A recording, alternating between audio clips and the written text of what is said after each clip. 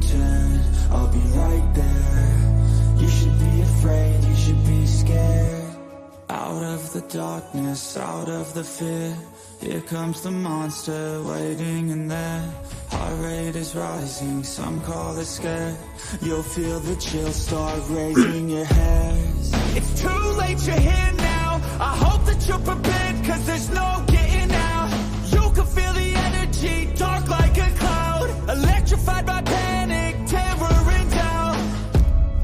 Don't cross me, or you'll learn quick the hard way that I'm not one to mess with. I got a mind, and that mind's full of mean tricks. I'll plant a seed in your red where the fear will stick. And I'll haunt your nightmares. Little did you know that I like fear. When you turn, I'll be right there. You should be afraid, you should be scared. We're all alone, you're on your own. It's you and me, who's going home? Look up, cause I'm right here. Welcome to a real life nightmare.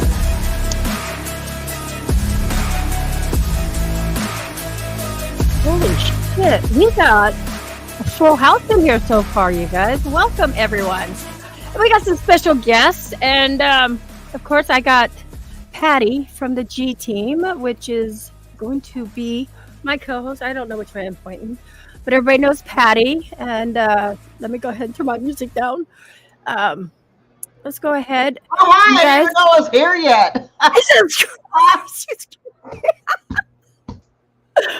Wow! Oh my God! You want to try this again? Let's start all over again. I was just trying to like close out some tabs and looking around. All of a sudden I look down, and there I am. Like, oh shit, she's got me up here already. Well, hello everyone. Well, before we bring our guests up, I want to say hello to everybody who's in chat. Rachel Hoyle was in here. Welcome, Rachel. Angela Kramer, Deke. Welcome, you guys. Welcome. We also have, let me go scroll down. We got David. We have, God, you guys are coming in so fast.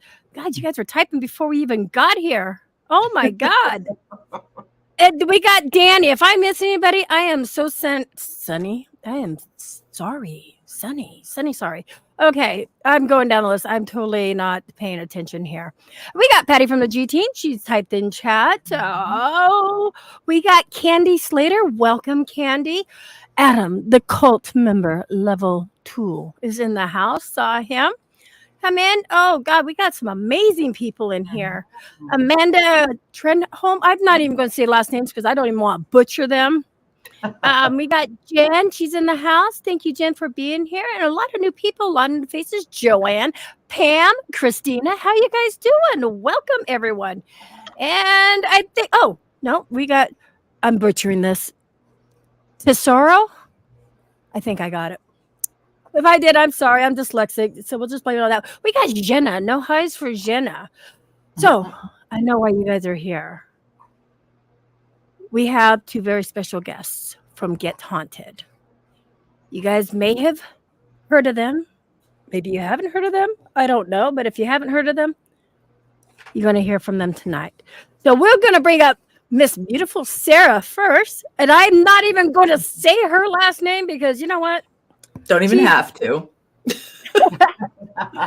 Well, tell us who you are. Well, I am Sara, Paranormally Blonde, and also of Get Haunted. I run Get Haunted right next to Rob. So that's who I am. Just kind of, I mean, how do you like sum it up in a sentence, like who you are? I'm not even really sure. Well, do you think we can help out?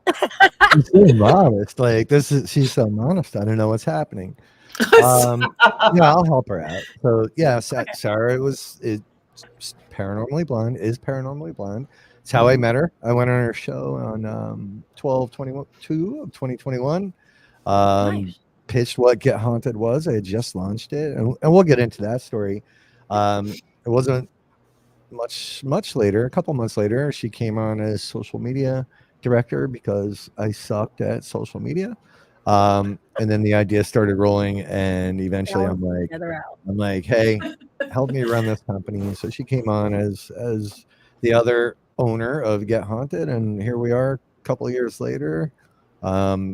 loving it most days and Taking the punches. taking a few punches. That's the paranormal. So yeah, that's it in a nutshell. The story is actually And the really internet cool. does punch pretty hard at times. Yeah, We've been it there. can. We Yeah. know that. Yeah, it Nice does. to meet you, Jenna. I see Jenna saying, nice to meet you both, Rob. Yep. Oh, you too. Jenna. Where are your manners?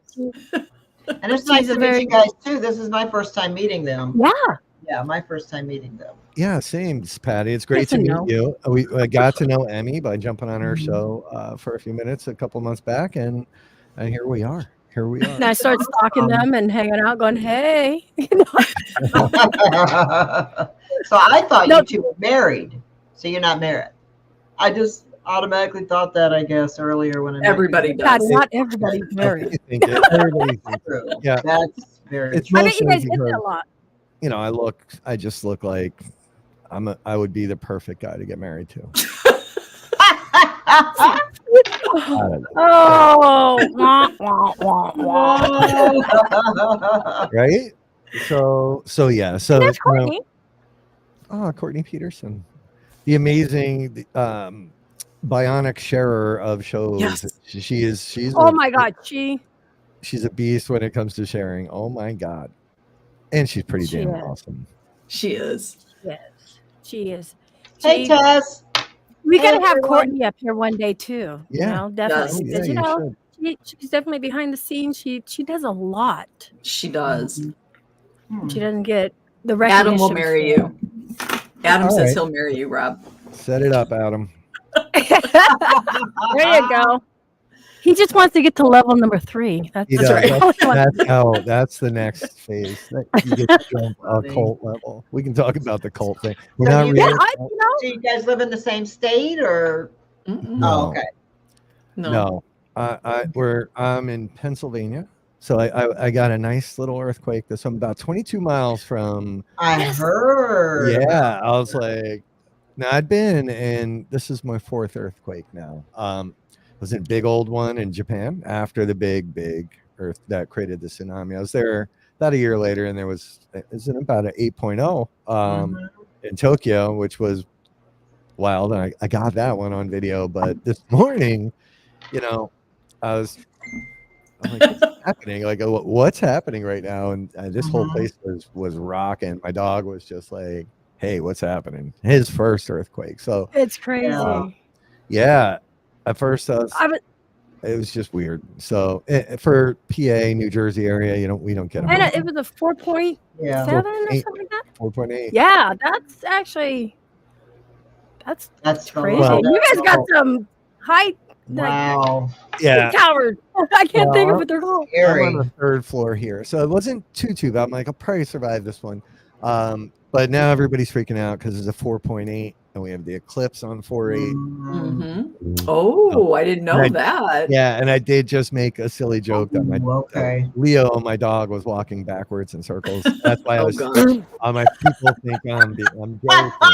I'm joking. Oh no. Yeah, people are messaging me because they're worried. No, it was a big That's old. kind of like when it turned 2000. Everybody was worried about Mhm. so much was supposed to happen. We were all Y2K, the whole nine. Yeah, the whole Y2K. thing. It's one of this something similar with But, that. I mean, Animals did start acting weird. did, in yeah. 2000. They did start, herding in circles and all that. But so that's did the whole- people actually. oh yeah, forget about that. Yeah. It doesn't take much to make people weird, but yeah, I I'm gonna know. wear my helmet for this show tonight. Okay. I need one of She's those. I ready. need to get one. I need to get a helmet. Trying to She's find ready. something. It's my shit helmet. I'm a shithead. You're No, a shithead. Victor's in my house. Welcome, Victor.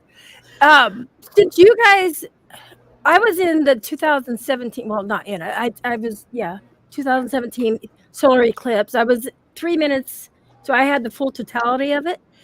If you have a chance to be on a farm or somewhere that there's livestock or any type of animals that would go back, because ours was at like noon, but the chickens came out, the horses, the llamas. Really? And then as soon as it started to go, they're all running back in. And the Oh. crazy thing is when they were running back in, we saw a bobcat out on the farm. So the bobcat's out trying to hunt. And then when it was all over, they were all coming out like, what the fuck just happened here? Wow. It's the craziest thing. Hey, Greg, welcome. So yeah, and there's other things that we can talk about that after the show. Other things that you guys need to look out for that's really cool. If you guys get it, like that's my cat. Scared the hell out of me. Like, what the hell just touched my chair? She jumped on behind me. There he is. Yeah. Hey, kid. Oh, this side. Hey, kitty. How you doing? Okay, so you guys, you probably didn't know what we were going to have tonight, huh? This is kind of scary. Well, me. What's As we're scary? sitting there looking around. Yeah, like what part's scary? Wait, what's scary? What are What we? do we need to be I don't aware know. of? I'm scary. I'm Oh, scared. So I want to ask we'll ask Sarah first. What got you into the paranormal? Or how long have you been into it? I know you probably get asked this all the time. Yeah, you know what? It's not an easy question for me to answer because I really don't have a story of like I remember being raised or growing up in a haunted house or anything like that. I think really for me, I've been like probably formally active in the field for over 25 years. But what does that mean? I mean, 25 years ago, what was I really doing compared to now? My journey has really evolved. But I think, my mom was a very spiritual person, really loved psychic mediums, tarot, astrology, angels, anything like that. I'm the youngest of 3 sisters. My sisters are 7 and 10 years older than me. So kind of raised as an only child a little bit. Yeah. So, her and I just had that connection. And my mom, when she had my oldest sister, she was 17. So, there was just a whole different way of living with those two. Then by the time I came around, I think she was just sort of really digging into a lot of things that interest her. And I just was along for the ride. I was connected to her constantly. So I think it was just something that I probably grew up around and didn't really realize what I was really interested in. So I always kind of say now, I feel like I go backwards. Rob and I have these conversations all the time. We kind of dig into the stuff way back when to understand what and why we're doing it today. So I don't have a really clear-cut story. I just think I was really blessed to have a mom who was really into sort of going inward and looking for those more mystical and magical reasons for existing. Is the best way I can explain it. I think we're all about the same age, right? I think we had this little talk before. I'm 52. I'm 54. Yeah. Okay. So we all grew up like in the 70s and, yes. Okay. I'm 32. So yes, he's just a baby. That is like, I didn't answer. I'm always the only one in the crowd. Why? 52. Yeah. I'm 62. And as we were growing up, it was kind of like a bad juju. You don't say anything out of sight, out of mind and stuff, or people would think you're crazy.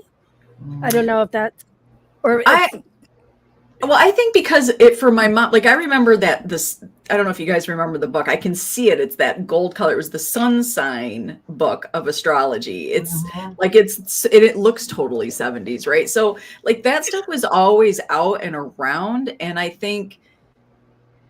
just think because it was more of that astrology, my mom wasn't necessarily, we had the Ouija board and my sisters liked to play with that stuff. And I can recall a couple things that I would say now, I didn't realize it then, that I can say now as a kid, like, that was weird. What was that? But you're right.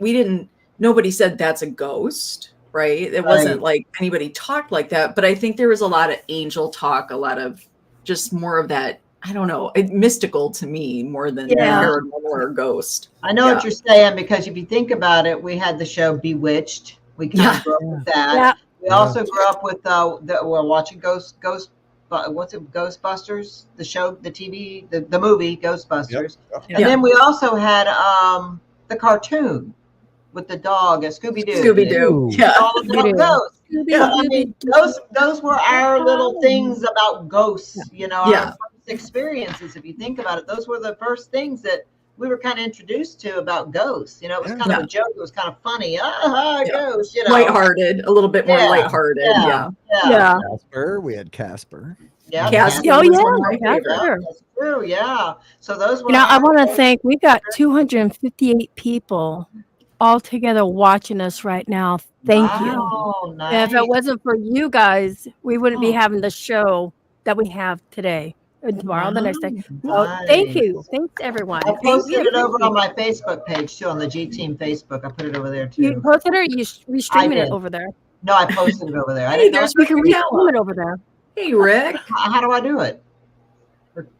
Up at the top right, it'll say restream. Oh, yeah, stream to your audience. Yep. Oh, well, Yep. we're okay. Wait, hold on. Oh, See, you can actually teach it. Okay.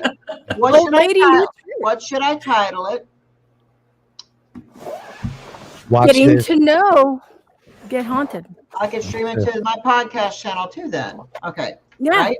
Yeah. Yeah, definitely. You can stream to two Getting platforms To know. to get that. Just haunted. Get Get haunted. Oh, sorry. We'll censor that one out. Get haunted. I'm sorry. I just met you guys. I know, it's okay.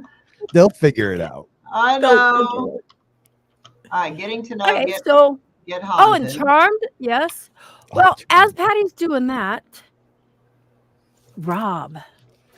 Ooh, so let's see. You know, same as Sarah to a degree, right? I didn't grow up in a haunted house, but I did always have an interest in kind of horror movies and scary movies and whatnot. You know, it's like, and I grew up. My dad was an antique dealer. His sister, my aunt upstate New York, was an antique dealer. So every year we'd go up there and for the summer, right? Vacation was actually antiquing, right? Okay. That's because you got deals up there. Got it. But she was big into spiritualism, and I remember she had Fate magazine. Remember Fate magazine? It was a little kind of paranormal booklet type of magazine.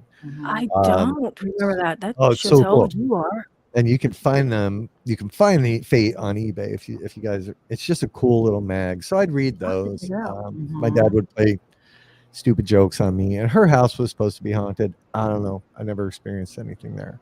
But in 2005, my daughter was born. My dad was sick towards the end of his life, and is it Greg? Oh, I got to find out. He was sick towards the end of his life, and I ended up getting married. My kid was Feet magazine. yeah. That's another mag. show. That's a different show.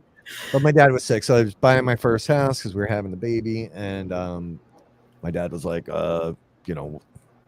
what room, what floor is my room on? And I'm like, right. He was a good guy. We never had the greatest relationship. Lo and behold, he came and lived with us. My daughter was born, and then for the following 3 years, he was really sick, so he's in and out of the hospital. And she was the first time. So right around 2, I would bring her to visit him. Right, they were best friends. Those two loved each other. Like it used to. I would get jealous, to be honest with you. But I'd bring her to visit him in the hospital, and I'd be walking, holding her little hand, and she would just like stop in the hallway. I'd be like, "What's wrong?" And she's like, "There's monsters here." Right, and I'm like, she wasn't watching monster movies or anything at that point, and I'm like, "Ooh." She was freaking me out. So I got her calm down. Long story short, even too late. We get all the time. Yeah. In 2008, I got to work that day.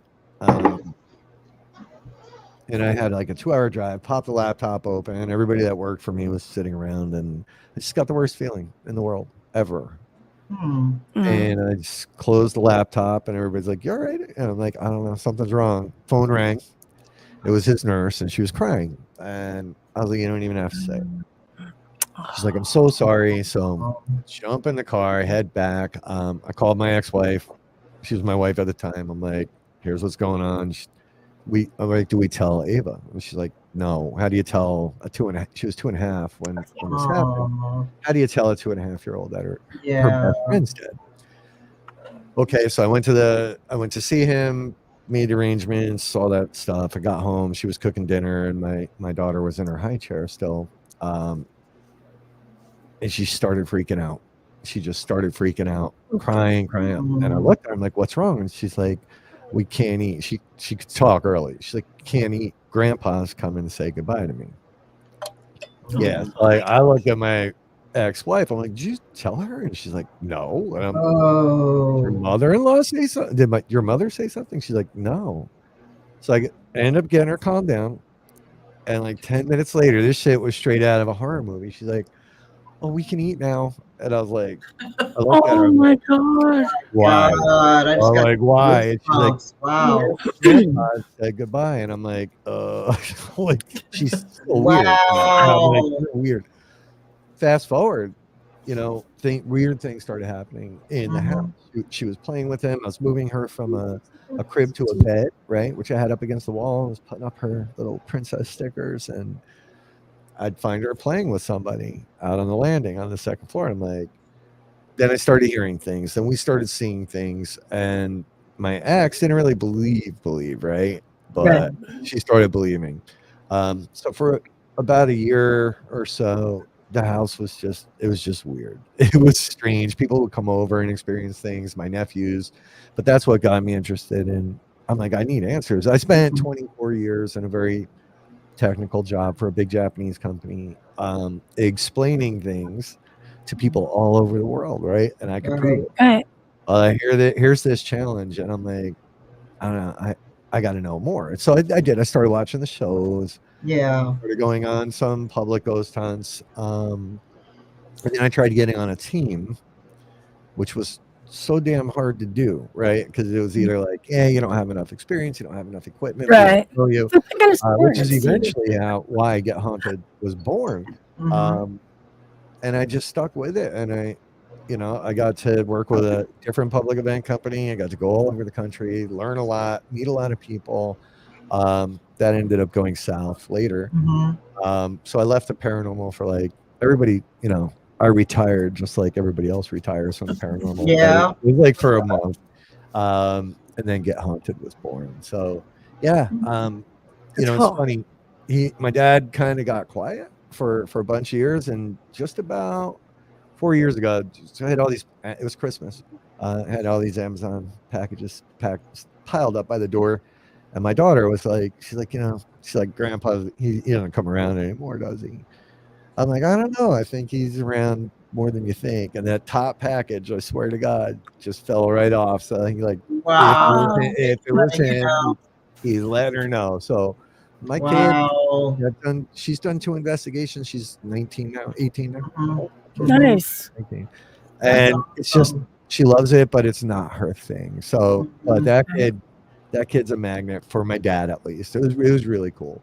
But that's really how I got Oh, that's interesting. Everything that you said, pretty much everything that you explained about what happened with your daughter, same thing happened with my daughter Heather when my mom and dad passed away 4 days apart. Back when I was 23, Heather was just 9 months old. And the same thing happened to her. And she was just a baby. But as she was getting older, like 2, 3, 4 years old, I would hear her in her room talking to someone and playing with someone. And I kept watching and peeking around the corner. And I'd ask her, and she said, Grandma's here playing with me. And she described her to a T. And there's more, but this show's not about me. It's about you guys. So we'll do that on another show. I think a lot of grandparents started off because, I mean, especially if they passed away when the babies were, babies and stuff, they didn't have that special time, and I hear that all the time. Yep. I didn't. Because she was just so happy that that I had a girl, because I wanted a girl so bad. I already had 2 sons, and I didn't want to have a whole bunch of kids, but I was determined to have a girl, and so we didn't know until she was born if she was going to be a boy or a girl. We had no clue until she came out, and so she was so excited, and she was at my house every weekend and helping me with her. And then we had 3 kids, and I was young. I was a young mother. And so she was always there and just rocking her in the rocking chair. And she just really kind of bonded with her. And I think that's why she stuck around. She still hangs around her and her kids and all of us, really. I mean, she visits all of us, but yeah.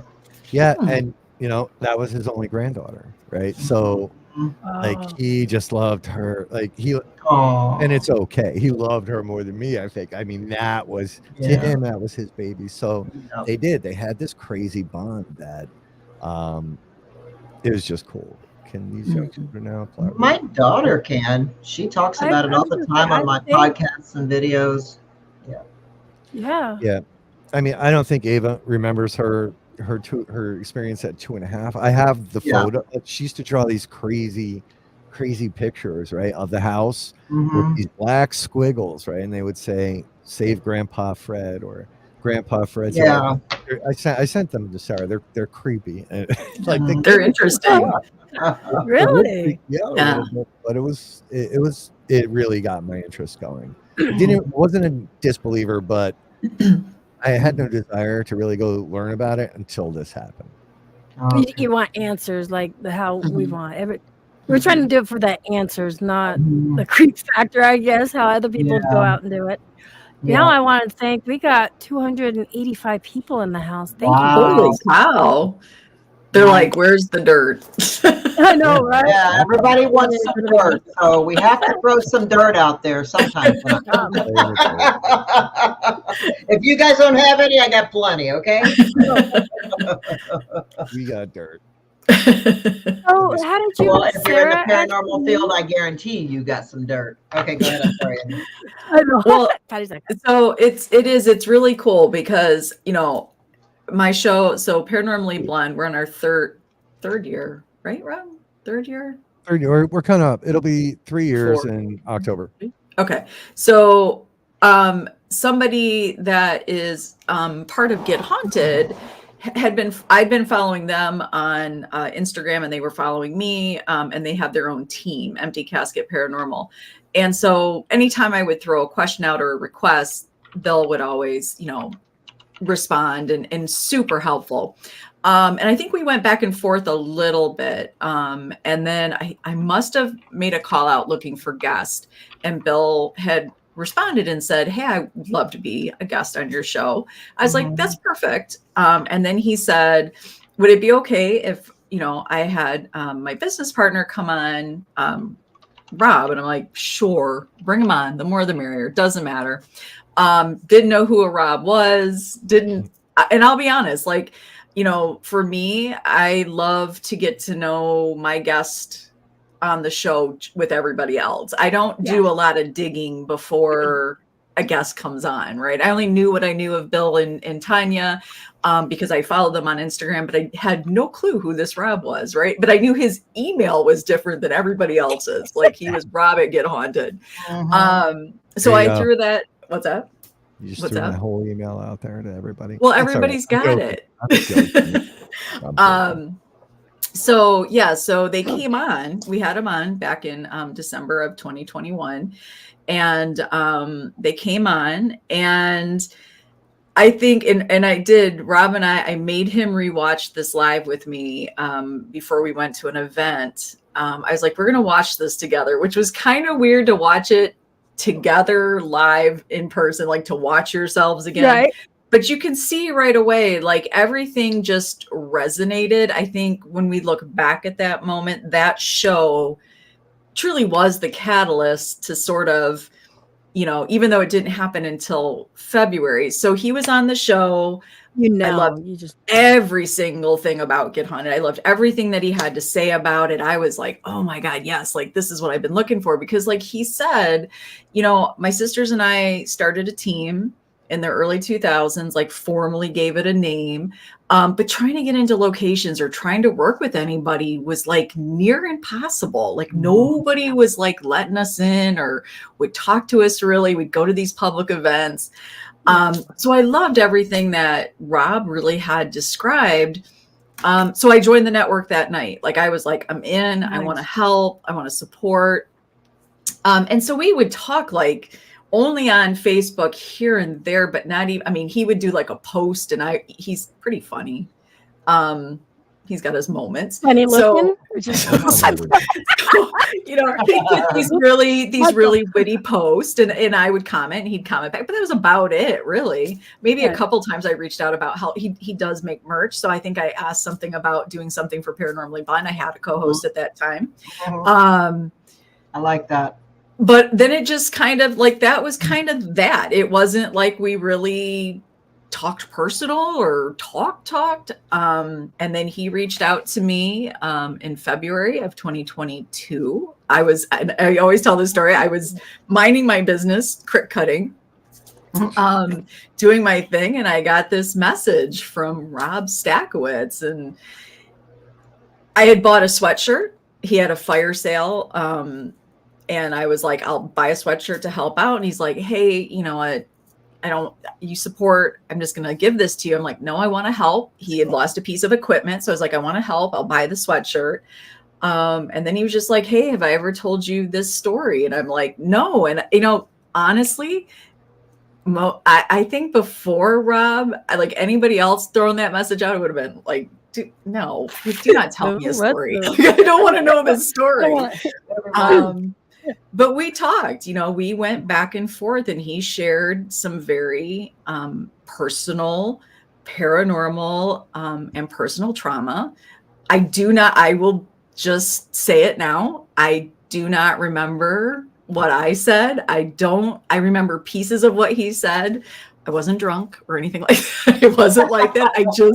I just, you know, that conversation was a conversation that I think might have been just a universe thing. It was the right time, the right people, and it had to happen. And that was the day, February 2nd of 2022, was just a day that just started this whole crazy journey of Rob and I working together. So I didn't want to tell your part, Rob, because that's your story, but. And you're going to stick to it. Well, you know, it's so let me ask you, do you have like gifts too then? Like you feel, you know, like this is the guy, we're not hitting it off. That sounds horribly wrong, but you know what I mean? You knew you could work well, like Patty and I mean, we just clinged like that, and you know. Yeah.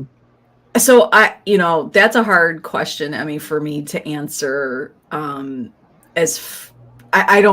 will answer that one better, I think, than I'm not quite comfortable answering, because I have imposter syndrome. I do believe this, Emmy. I do believe, because if I look back at the last 2 and whatever years, just like you said with Patty, there was no question. Like, I just never even thought about it. It just February 2nd happened. And every day after has happened. That's, I don't question it. And, you know, as you get to know our story, 2s are very important for us. So when we actually dug, so March 22nd is when Bill reached out to ask to be on our show. And then the date I had available was December 22nd. And then he reached out to me February 2nd. So, and those don't stop. That's just the tip of the iceberg. And then 222 days after Bill reached out to her, I launched Get Haunted officially. So, and then that's just the beginning. The 2s are insane. The 2s are. That is so cool. Yes, it is. So how many investigations have you guys done together? Together?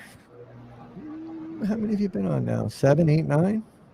Yeah, you know, really, it is fun. It's funny because I think if you hang out with us, and Emmy, you watch our crazy Wednesday lives, right? You know, you would probably think we're together 24 hours a day in person and doing our thing.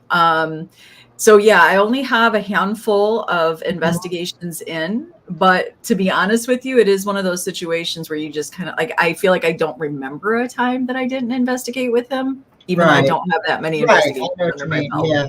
You guys do a lot of live streams together, though, obviously, then. Okay, that's good. Yeah. I was going to ask, what's your favorite place that you've went to so far?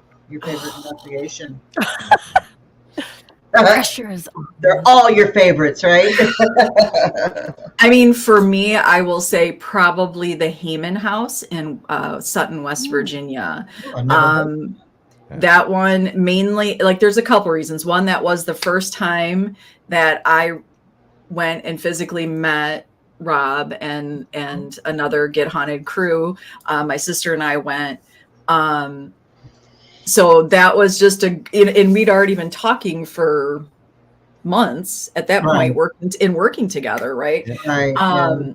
So to be able to go to Heyman House, number one, it is such a magical location. That house is, and the owner Teresa is just amazing. So that might be my favorite. I'm not, hard to say, because like you said, they all are my favorite for different reasons. Same here. I know exactly what You you're got saying. memories of every place. Like, I totally know that. Me and Pat, I can't even tell you how many places. I've spent more time on the East Coast with Patty than I have on the West Coast, like the last 4 or 5 years. I've done a lot of I've investigated with her more than I have anybody. I think, right? Well, my daughter. I've done a lot with my daughter. Yeah. But anybody else, outside my daughter, besides my daughter, with Emmy, I've done most of my investigations with, and I just love filming. When you're working together, you guys, you've got each other's back, and you're looking out for each other, and I get it. Oh yeah. So Rob, jump in and tell us.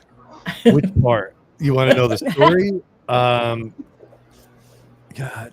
So, I actually kicked off Get Haunted in 2019 just for merch, right? I was already doing public events with someone else. I was fortunate. I got to go all over the country, almost every couple of weekends, from the Queen Mary to, the Conjuring House, and everywhere in between.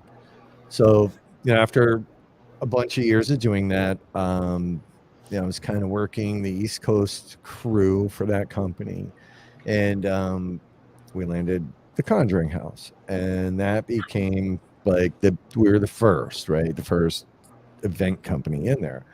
So they took like every date you could ever ask for, which pissed a lot of people off, right?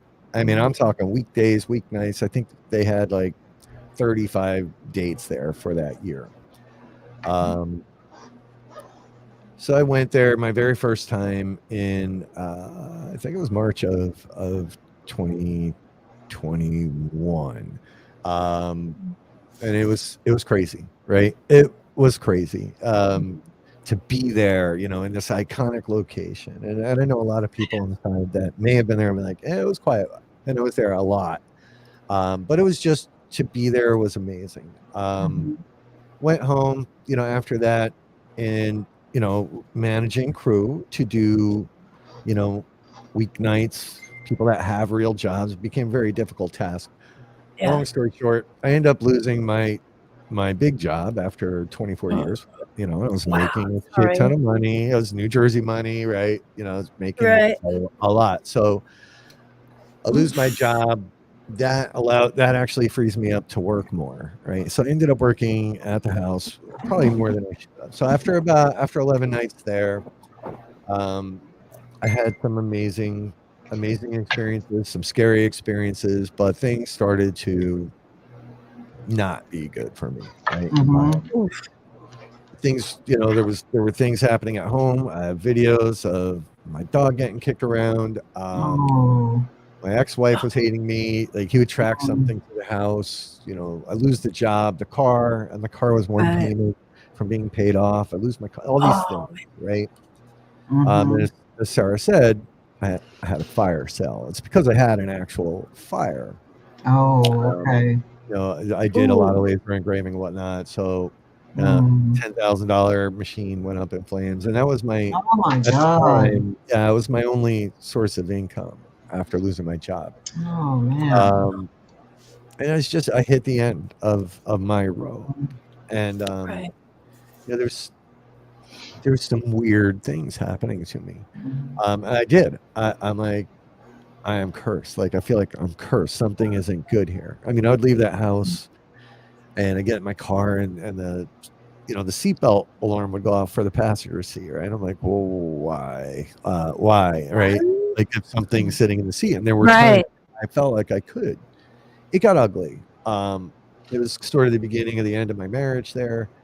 And on this is a tough story for me to tell. On 2 the morning, Well, February I 2nd. appreciate you doing Yeah, this because no, it's okay. And I'm sorry. I hope other people out there can listen to this because I know there's a lot of people that can probably relate and are too Yeah. afraid to even talk about it. So thank Yeah. you, Rob. It was hard. Yeah. But and look, I'm a military guy. You know, I have my ways about me, and I always felt like I was a strong person. But when you start to lose everything, including what you think might be your own sanity, because I wasn't sure I was crazy.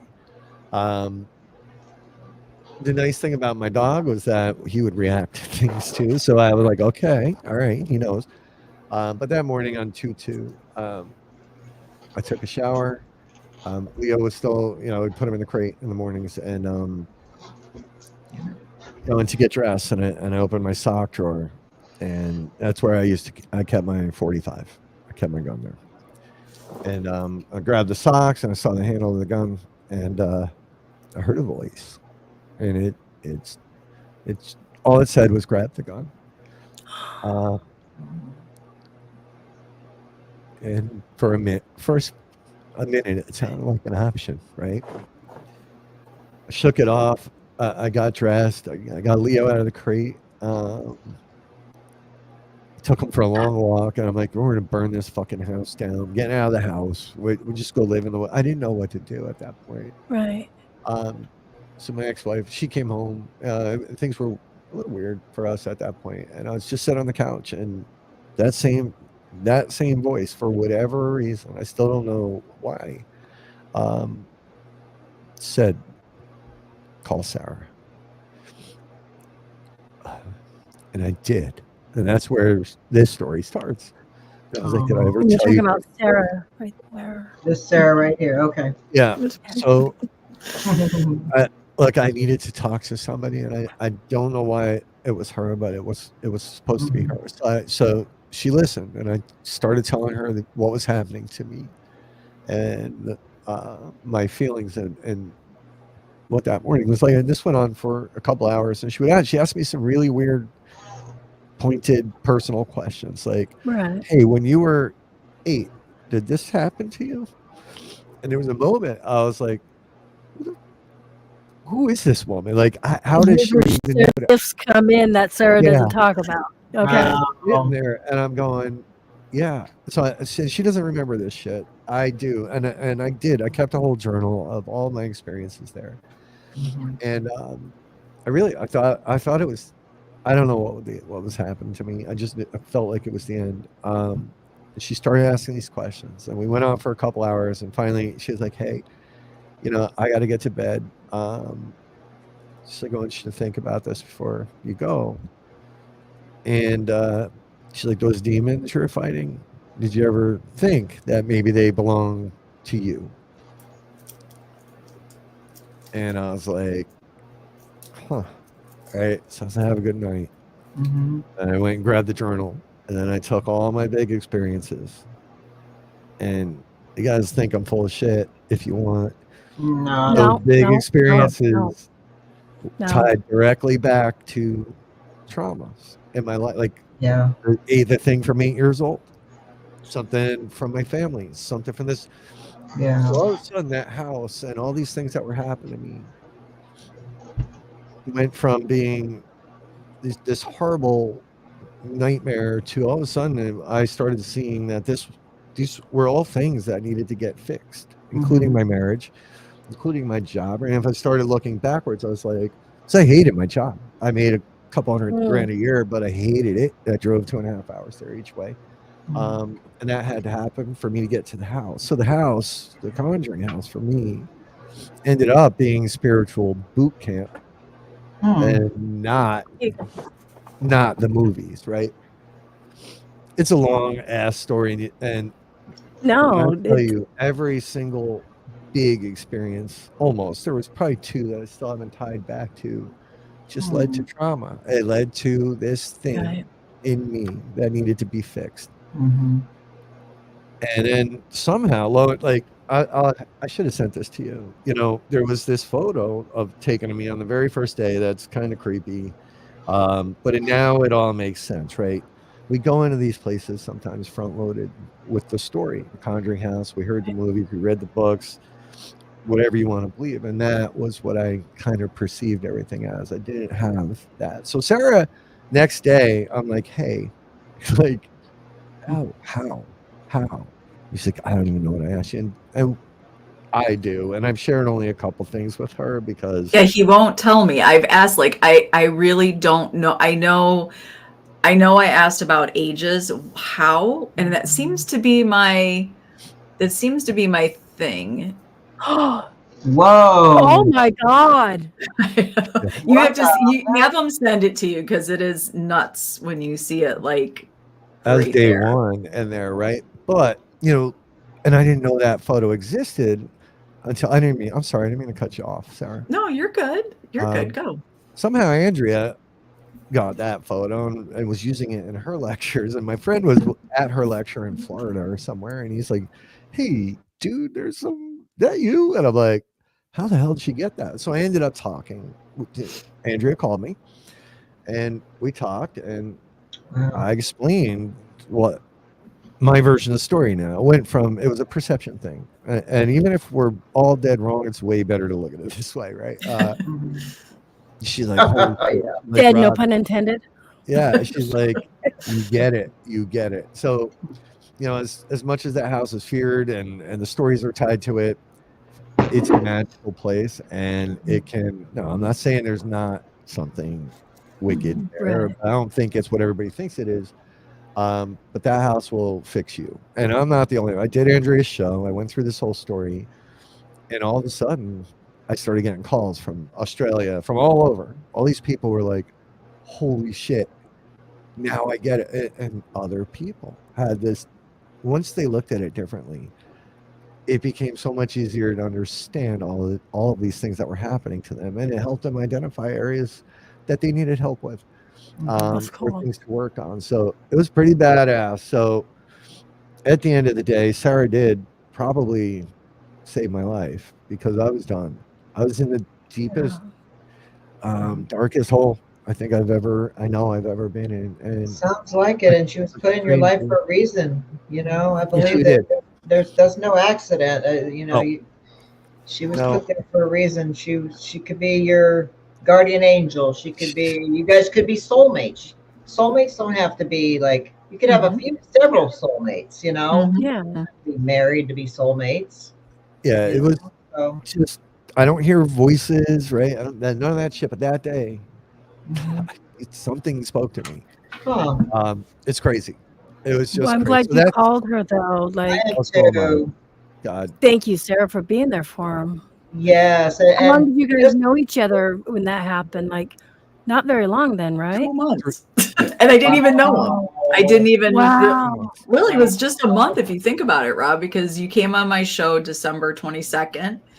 We had a couple, like, on Facebook back and forths through January, and then I want to February cry 2nd. that's actually it's crazy. wow. So It's everybody crazy. out there that heard this story between them two, if you're going through anything at all, any kind of situation where you're thinking that, reach out to somebody. Yeah. Reach out to the first person that pops in your mind, like that you feel like strongly about. I think I can talk, even if it's somebody you don't know that well, like in their case. Yeah. You know, Perfect reach example. out to me and Emmy. We'll Yep. talk to you. I'll talk to you. I We'll know. talk I off a know what it's ledge. like to be there, and you know, it's the worst place I'd ever been, and thank Yeah. God. I don't know. It's such a crazy story, and then no, it's a started, beautiful story. Like, it is, but it more gave, people need to talk about. I know it's crazy. You're saying crazy, but but more people that's need to how know this about works. this story. Yeah. Yeah, you I know, do. I believe so too. It's a great story, and I think it should be shared out more. You we know, did a Yeah. lecture. We did a lecture on it last there you year. go. That's That was awesome. so cool. You know, it's part of being in the paranormal, right? You do need to identify and think about. And we do a show called Seek with Your Soul. Well, we've kind of taken a break from it, but Well, sometimes what we bring to the paranormal is exactly what we need to see and hear. Mhm. It's not always, old man Joe upstairs Mhm. in his rocking chair. Sometimes it's the universe letting you know, hey, Yes. you need to work Yeah. on something. So Yeah. that's how this all started. Wow. That is such an incredible story. I'm gonna go grab. I gotta take my back is killing me, and I forgot. I just realized I didn't You're take like, see, now she's got to take her crazy meds I with us, you didn't guys. take No, I didn't take it at 8 o'clock like I normally do. I totally forgot. So let me go take it real quick. I gotta Go just ahead. I gotta take it. I'm in pain. see, I'll be right I back. love the fact that this is a part that I didn't know about you guys because you guys are very fun loving. Go take your medicine, Patty. We don't How need do any of this. You know, this is why I like to get to know people too. And you do hear these amazing stories, and and your story will help somebody out there. I hope so.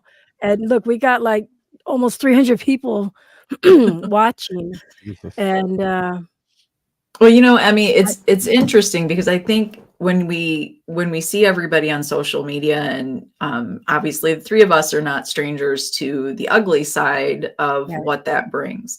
And when we get to share this part of who we are and how we met and why we do, and everybody's going to have their opinion. Everybody's going to pretend or assume or speak as if they know exactly what our intentions are. But when we do get to have that moment to get to know each other and bring out that human side, and I'm being honest when I say, when you don't really know somebody on social media and they reach out and they want to tell you this story, he didn't start, I never knew that component to the right. story until further down the road, right? He didn't share that piece with me. But like I said, right, like normally it would have been like, why, right? But there was never a question. It was, he reached out, he wanted to share a story. And if we're mindful about why people could be reaching out just for a hot second, we don't know what somebody's going through. I didn't know.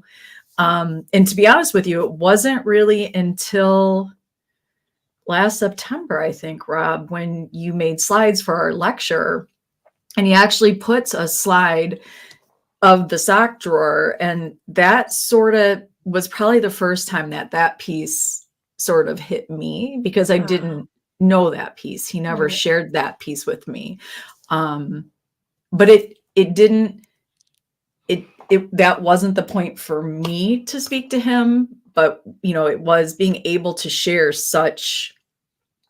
If you knew this, I do know his Conjuring House story, obviously now. Yeah. And when you hear his experiences after being there for, what was it, 11 nights, Rob? Yeah, at that point, Wow. we're up to Yeah. 17 now.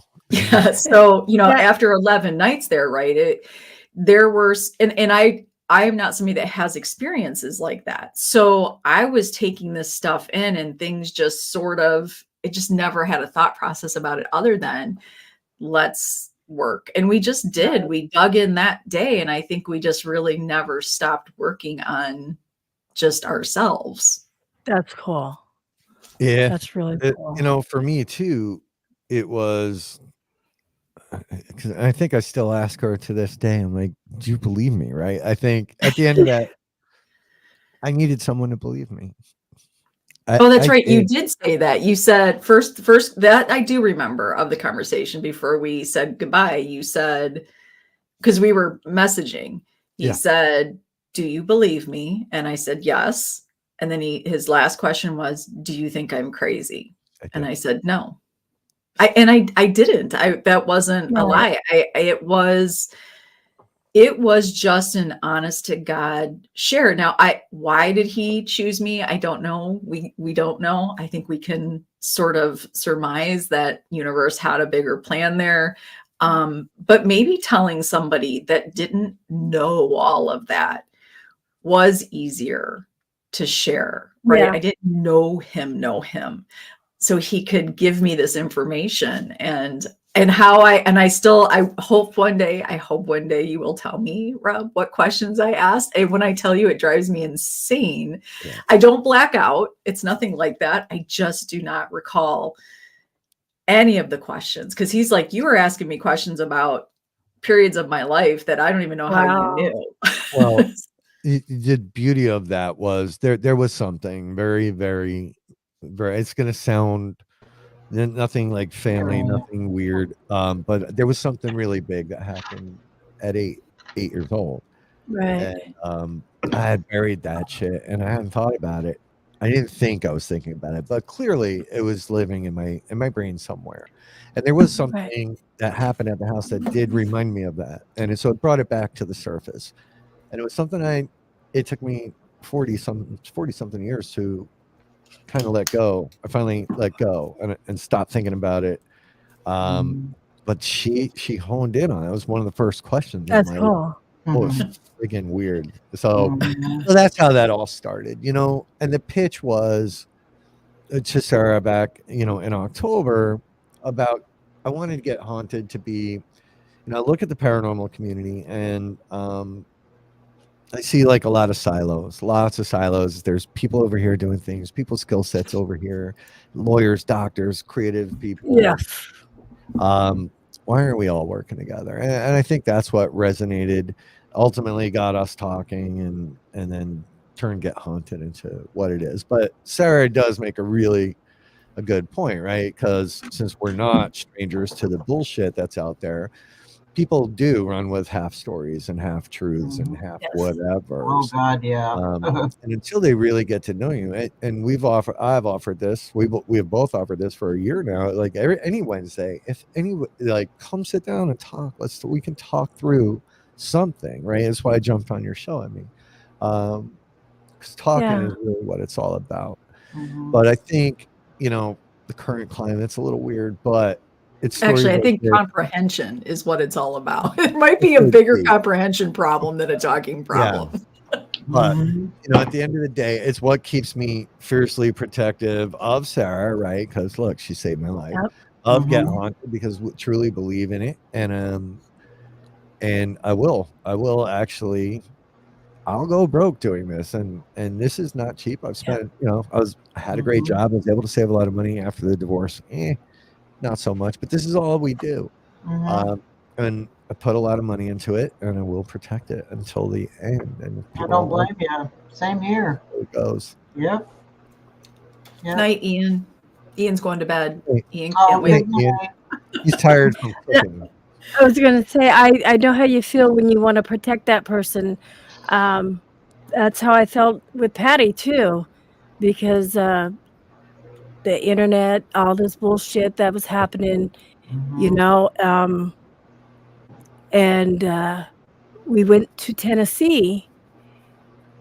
And if Patty was a weaker person, I don't think she'd probably be here today. But she had her grandkids, and shit really hit her hard too. So, I'm like you. I protect her. I have to protect her. I'm like, she's my, my sister, and totally understand. And I was going to say that Terry Charms, sometimes you're at the right place at the right time. She was having a bad meltdown, and this is probably one of the scariest times in my life where she was actually pointing live on camera guns at her head, and I really didn't know her, but my thing was to keep her on camera. Tell my husband, he was calling around trying to get where she lives so we can get her help. And then I didn't see her for a year, and then I guess we as a community, because we had to even reach out to enemies, like, you got to help us, come on. This lady's life's at danger right now. And I didn't hear from her for a year, so I was really worried. But I guess they ended up taking her in. They came back later that night, the police, and they took her away, evaluated her. She's changed her life around, and it's been almost a year. So And who is this? Terry Charms right here. Oh, okay, okay. Yeah.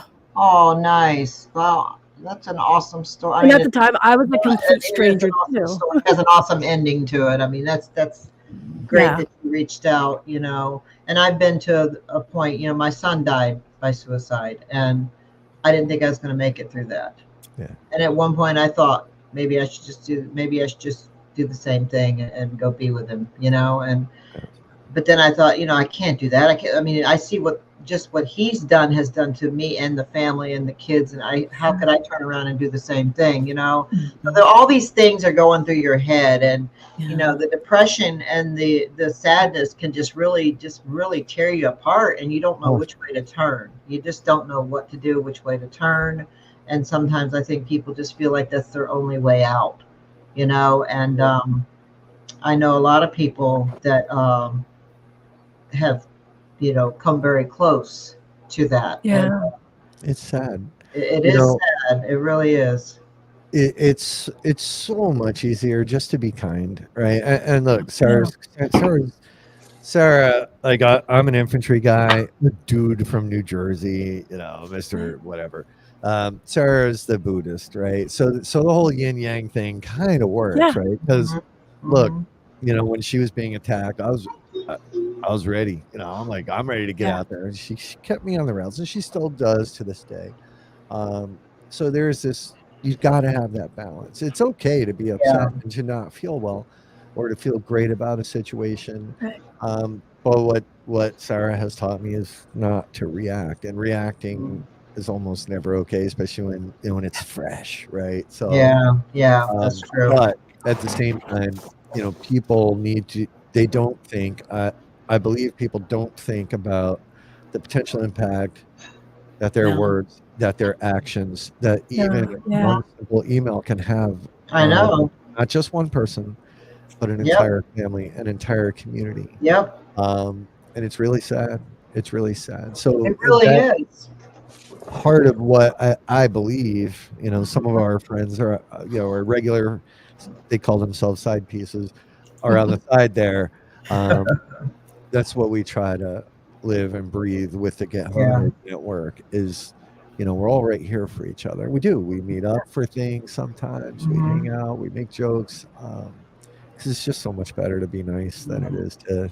Oh, it is. It really is. And what the people did to me, you know, I mean, that could have easily caused me to fly off the handle and go do something crazy. Well, I did see the difference with Patty. She was not herself, and they didn't care. They did not care. And some of these are bigger YouTubers, and it's hard to imagine that they, you know, when you're a big YouTuber to try to go after somebody and slander them and belittle them and get so many people out there to harass them and their children, because my grandchildren had to be taken out of school, all 6 of them. I'm going to cut you off on that. I met her grandsons, and Brock he's 12 years old, and this is when we went to Tennessee and stuff like that. He told me that a gamer that he was playing with and stuff had told him, and I hate saying this is horrible. No, the people need to hear it. Had told him to go kill himself like his father did, and to take his grandmother with him. And my heart just sunk. I'm like, God. One of their big fans. We know who this person is. He's still a big fan of theirs, and I'm sure he'll never come clean it. And it's horrible that people do that. And it's a shame. It's a shame, and that's just a smidgen of what they created when they did what they did. People don't stop and think about what their actions are going to cause for a family. Well, I think it's this whole, the internet, right? We've talked about this. Rob and I have talked about this on shows before. You know, I think there's so many people, when we look at really what's going on, right? So many people are hurting, and then they use the internet or social media as a form of dehumanizing others, and they just spread their pain like a lot faster than they used to, right? In the 70s and 80s, you kick somebody's ass physically. Right? Yeah. Let's go fight. but now at the drop of the hat, you can destroy people's lives without even thinking twice. And, you know, and so this is what's really sad to me. And I wanted to say, I saw on the side, Joanna, I think I just saw her really sad story. And I'm sorry that you lost your daughter and husband back to back. You know, people, all it takes is just a hot second to be kind, you know, a hello, or how about this, you know, work on yourself. If you're that miserable, why don't you reach out to somebody and ask for help? But instead, you know, we have this, it is a very strange thing to me. And I know that my focus is in paranormal. I know it's everywhere. But in the paranormal, there seems to be this, it's okay, it's trendy, it gets the views. But what Rob and I have talked about is on all these things that we see going on, these huge call outs, or, you know, doing these big exposés on people, yet what's the solution other than causing a shitstorm for somebody else? What's the solution? And why are we okay with that? Hey, Adam. I know, because there's a lot of douchebags out there watching, cheering them on. Cheering them on. That's what you see. Like, I got thousands and thousands of screenshots of comments of people cheering these assholes on when they did what they did to me and my family, cheering them on. Okay.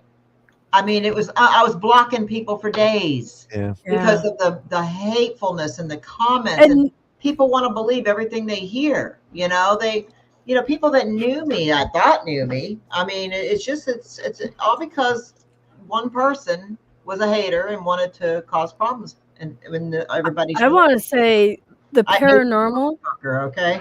We're all trying to find the same answer, but the paranormal community is worse than the drama community. It is so bad. It is so. It's horrible. It's so bad. It makes me sick to my stomach. That's why I almost quit.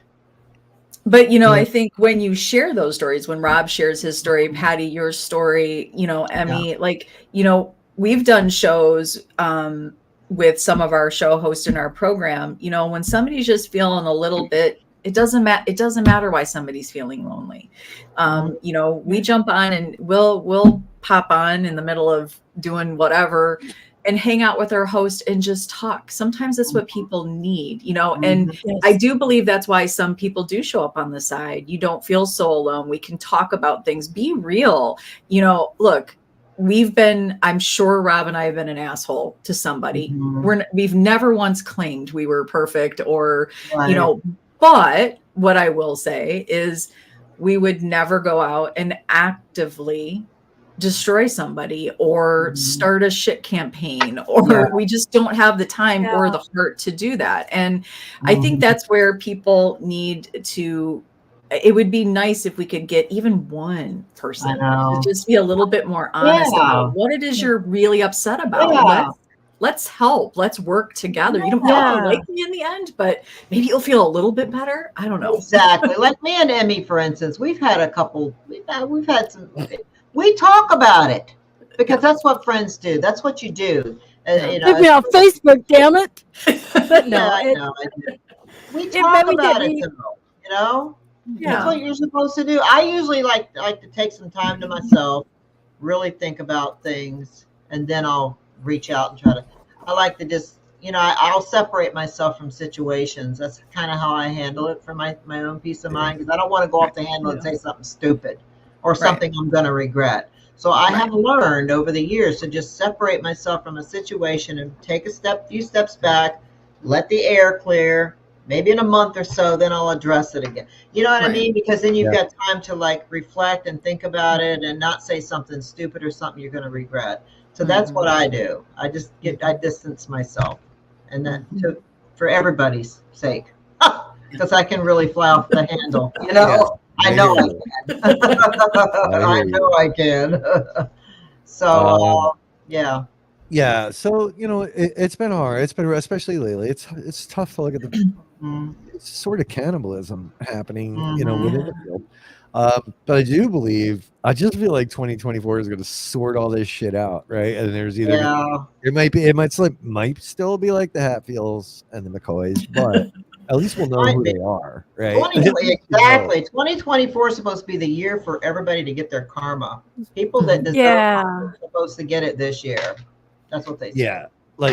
Again, it's just to understand, like, what I don't like, there are people, and Patty, there are people that will create a story or a narrative or just total lies. And then people just run with it. We watched it happen early on last year. Somebody made a video about Get Haunted that was completely inaccurate. Like, not even one fact checked, right? That I was You learn something new about yourself every day. I know. We were this. I know, me too. And I wake up to this and I'm watching it it was like a movie. I'm watching it get shared. And I'm like, oh my God. Like, wow. None of this is true. He is the only one that agreed. I messaged him like, dude, like, what are you doing? This is not even close to accurate. I'm sorry. Well, come on a show and let's talk about it. Right. And he did. He took a show and he balled up because, our loyal people were kind of giving him hell on the side. But he did take down the video and he did take down and he did apologize and he did the right thing. But we had a conversation and that is what fixed it.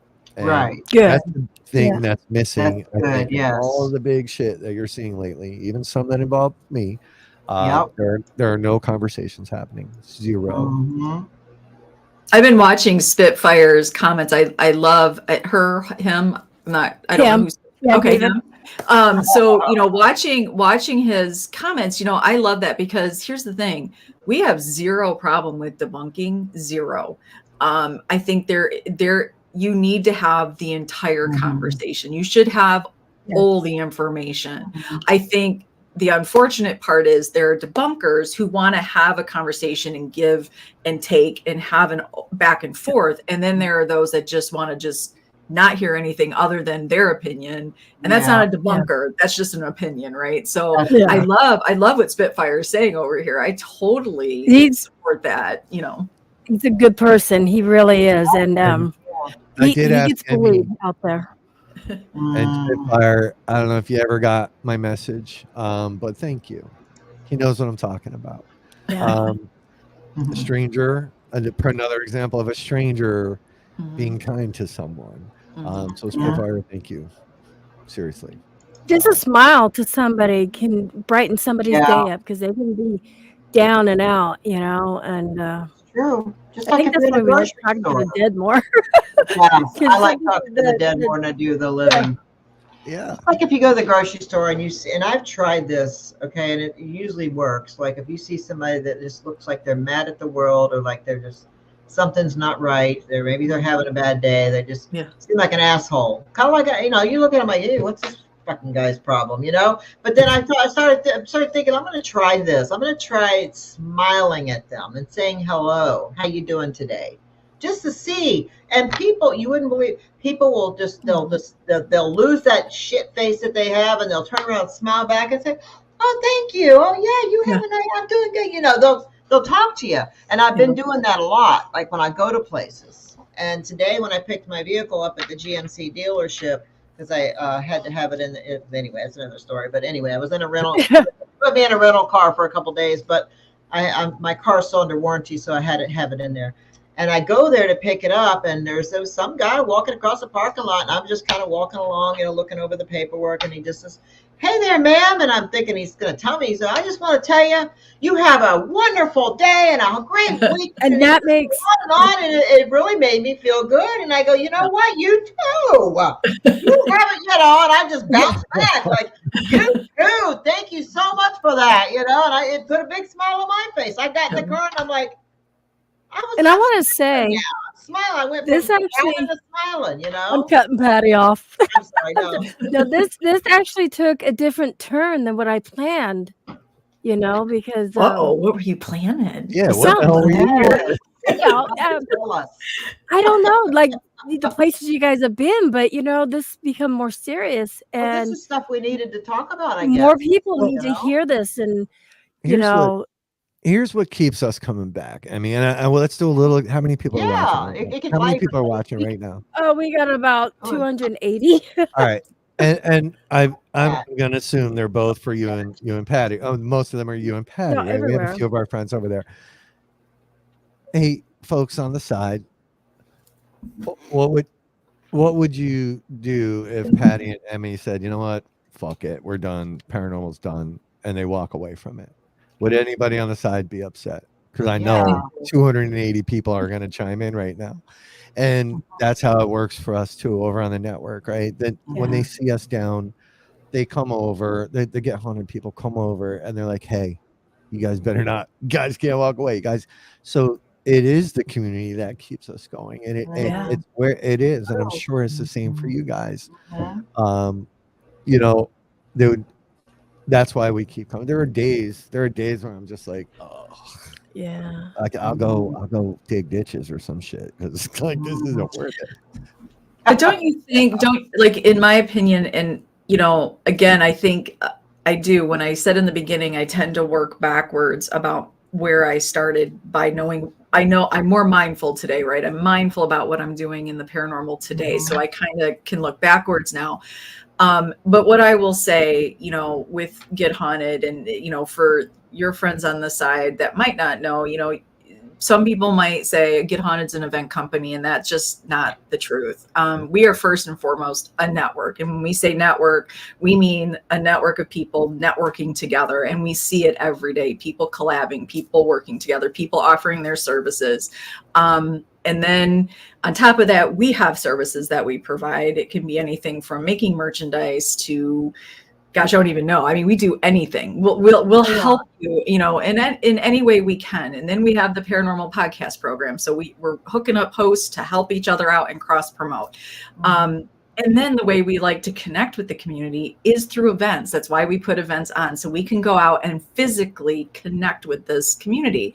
But what I will say is, I would say after 2 years, and I don't know, Rob, if you love this or not, but after 2 years, you know, it's yes, it's the paranormal, it's that interest that is common in all of us. But what I have found for us in doing Get Haunted things, it's the connecting of the living people.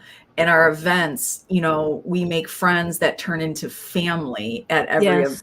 And then those people start to work together, and I watch them help lift each other in their journey. So it's really the connecting of living people that Get Haunted, I think, and I'm going to pat us on the back for this, that I think we're really good at. And I do think that is one thing that can irritate some people. You know, they like to add all sorts of things with, you know, we're a money grab. We're all about, we're not. We need to get there so we can keep the business going. Yes, we are a business, and I do not apologize for that. Rob does not apologize for that. And you shouldn't have to. It is a business. Yeah, it's a small business. It is what we chose to do. It's what Rob chose to do. But I think it's the connecting, and I think it's this conversation that just validates that, is, you know, we're connecting with you two and connecting with the side, and everybody's being so open and vulnerable on the side. It's a beautiful thing to see that this is what people really want, you know, and we do it. And I do think, like Rob stated, sometimes when we go on these investigations, what we do have experiences with is the universe talking through the other side to connect us together. I am a big believer that I go to the events I'm meant to be at. I don't force those situations. The people that are there, the people that I'm supposed to be with, and something profound does happen. What does that mean? Profound can mean different things for different people, but I have found so many things have been profound on each investigation with Get Haunted, and I'm grateful for every one of them. And just to Sarah hit on one point, and Damien made a comment that he doesn't believe in making money on spirits. We're not. I make money on living people. That's the truth, right? There's this weird double standard there too, right? It's okay for it. So we have a location, right? The location's allowed to charge for people to come in, but that you can't have a middle person. That's a whole nother show, right? A little bit unfair. But I'm going to give you an example, Damien, right? There are certain locations I spend $10, $12, $15,000 a year with, right? They need that money. That's how the doors stay open. Most teams are not going to be able to provide that kind of money to any location throughout a year, right? It's just outside of their scope. And then you can bleeds out into something called the paranormal economy, right? Which helps local businesses, it helps gas stations, it helps hotels in local areas. So you know, that one I can debate all day long. At the same time, you know, you've got people that are curious and interested in coming. Then we're fully insured, so some locations you need that $1 million in general liability or $2 million in general liability insurance. But most of our guests are really, really new to the paranormal, curious about it, and just want to get in. So, you know, when we host events, it's subsidizing, but we're not making money off of the spirits. What's your tagline, Sarah? It's got the best tagline in the world. Oh, well, Get Haunted. We cannot promise you a paranormal experience, but we can promise you an experience in the paranormal.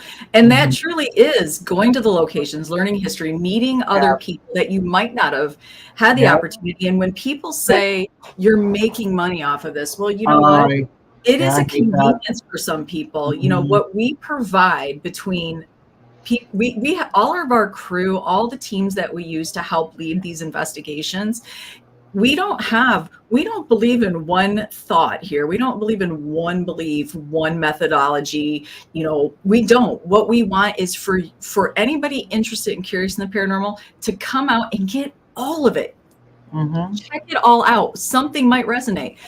You know, I don't follow a Christian narrative. I gave that up 14 years ago and started doing Buddhism. So, you know, it's just a different way to look at things. I'm not saying it's right or wrong. It's right for me. So what works for you.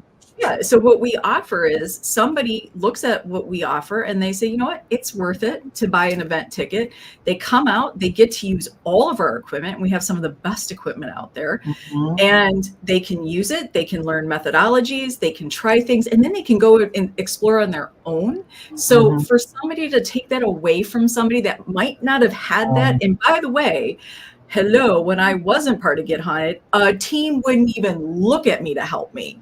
So we don't close our doors. We bust those doors open for anybody who wants it. So if that makes you angry that people want this, then you need to ask yourself, what are you really angry about? Because everybody should have the opportunity. We're not forcing people to buy tickets. We've never said you better buy them or else. They choose to. I'm going to start to, though, because I do. If I'm going to be accused of getting rich off of this, I better start getting rich. Oh my God, me too. I've heard it so much over the last few years that people, oh, you're making money off of your dead self. How many times I've heard that? Oh, it makes me so mad. And people who, like me, that are in it, or to find the answers, I want to say it's a very expensive hobby for me. Yeah, it is. A lot of people, if you don't realize how much it costs to go and rent a place and stuff, I mean, you're looking at $200 to thousands of dollars for sometimes just 6 hours. And what they're doing is a service that, I've seen the prices of their tickets, and oh my God, I wish I lived closer. I'm just going to say that. And we feed you. And we feed you. We feed you. We give you soda, water. And the thing is, it goes back out to the community too, because you guys don't all pocket that. You know, you've got to buy more equipment. You know, stuff like that. I get it. And for people to say, "Oh no, you're making money off it," you guys, you're not making nothing off of paranormal. I'm just saying it's more expensive than it makes me so mad because people will complain about it. They'll sit and watch the videos all day long. It's like, you know, but then they get mad if we're making a penny off of it or something. But, and I wanted Terry. Places we spend money on gas, hotel, like you said. Some of these places charge money for us to go in there. We got to eat while we're out traveling. I mean, all these things. So if somebody donates money to me, you know, that's nice of them to donate, or if we make a little money off of our YouTube views, I mean, it's helping go back into what we That's do. great. We're not getting rich Absolutely. off of it. I know a couple Exactly. people that are getting rich off of it, but that's because they're faking everything they do. Is Now, that the listen, comment you were looking for?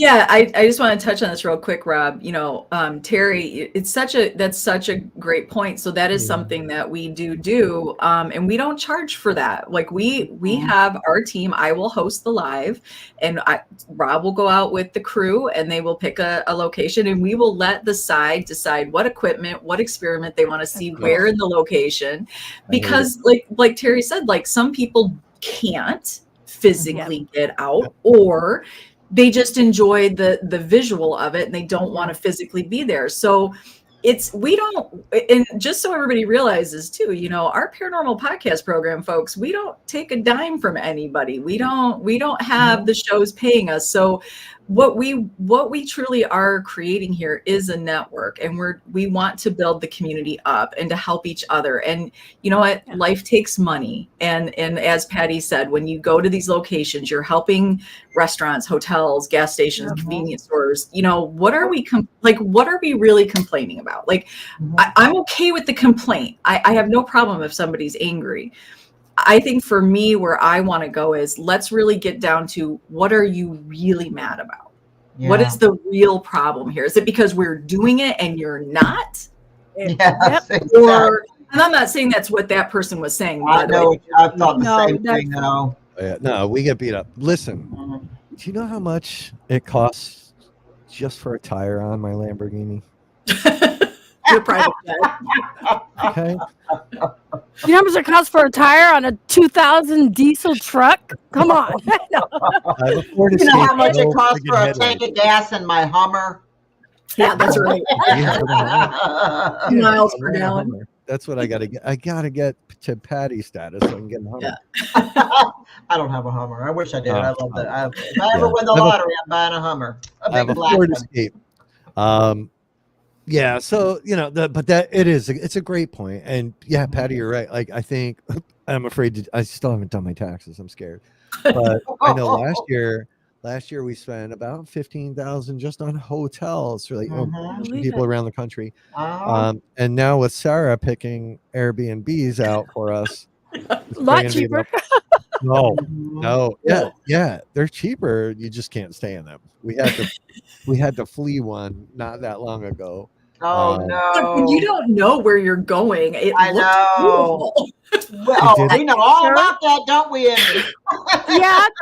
Oops, I made a mistake a couple times. There was a tweaker in the parking lot. There was all kinds of crazy stuff going on. Oh my God! We pulled up to a gunshot wound. Somebody got shot in the chest. I don't mean to laugh. Then we go in, which was a half a block from this house. The guy didn't know we were coming. Oh my God. For whatever reason. And next thing I know, I'm standing in the middle of someone's living room, and I'm like, well, I don't think we're supposed to be here. I was met with a baseball bat. It was just one of those. Wow. I'm off that duty. So I never have to pick again. Yeah, I don't blame you. Got fired from Airbnb duties. Oh my God. Well, we like bed and breakfasts, I guess. Yeah. That's Yes, I do. Yeah. That's what I like. I've been there, done that. I was the one that would coordinate to where we would stay.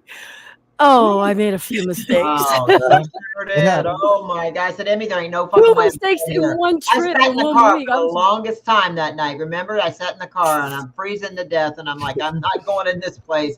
It's a shithole. And look at the tweakers over here doing some kind of jiving dance up against the wall. Yeah. I'm like, oh no. It was bad. It was really bad. Yeah, but you guys are always welcome. You should come. Like, our events are fun. I wanted to, if I learned anything at the last place I was doing public events, it was what not to do, right? And you know, I wanted to get Haunted to be something far different, and it is. And you know, it's why we get so many loyal people that keep coming. We try to make it cheaper. We offer these VIP discount cards. Like, It's amazing prices. I'm but just going to throw that out there, people won't people. even buy. They're like, nope, we're going to pay you full price. And as we expanded, it's cool. But again, that's really a small part of it.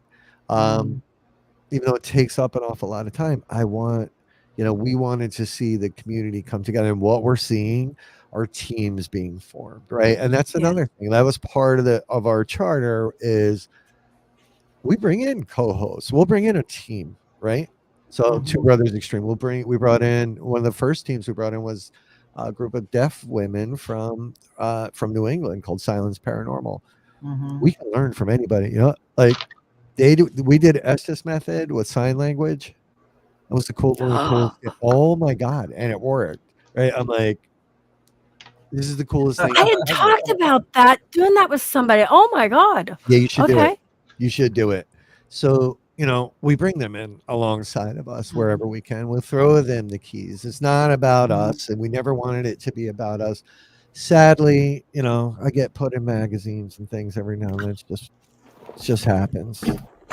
I'm joking. Oh yeah, that magazine. But no, it's not. It's really about the community at the end of the day, and it's why the people that have found us tend to stay with us. It's been a great run. It's been cool. We don't get 300 viewers like YouTube. No, we do not.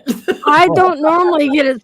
I think it's all of us. I really don't normally get that many. And, we've all networked out tonight, and that's what makes it really amazing because my people are going to go to your people, and your people going to come to my people. Oh, they will. But I will have your guys' links in, down below. I got your guys' bio and stuff like that. And and my typos. Oh, there's group? Believe it or not, we kind of lived, both Sarah and I kind of lived not under rocks, but I wasn't a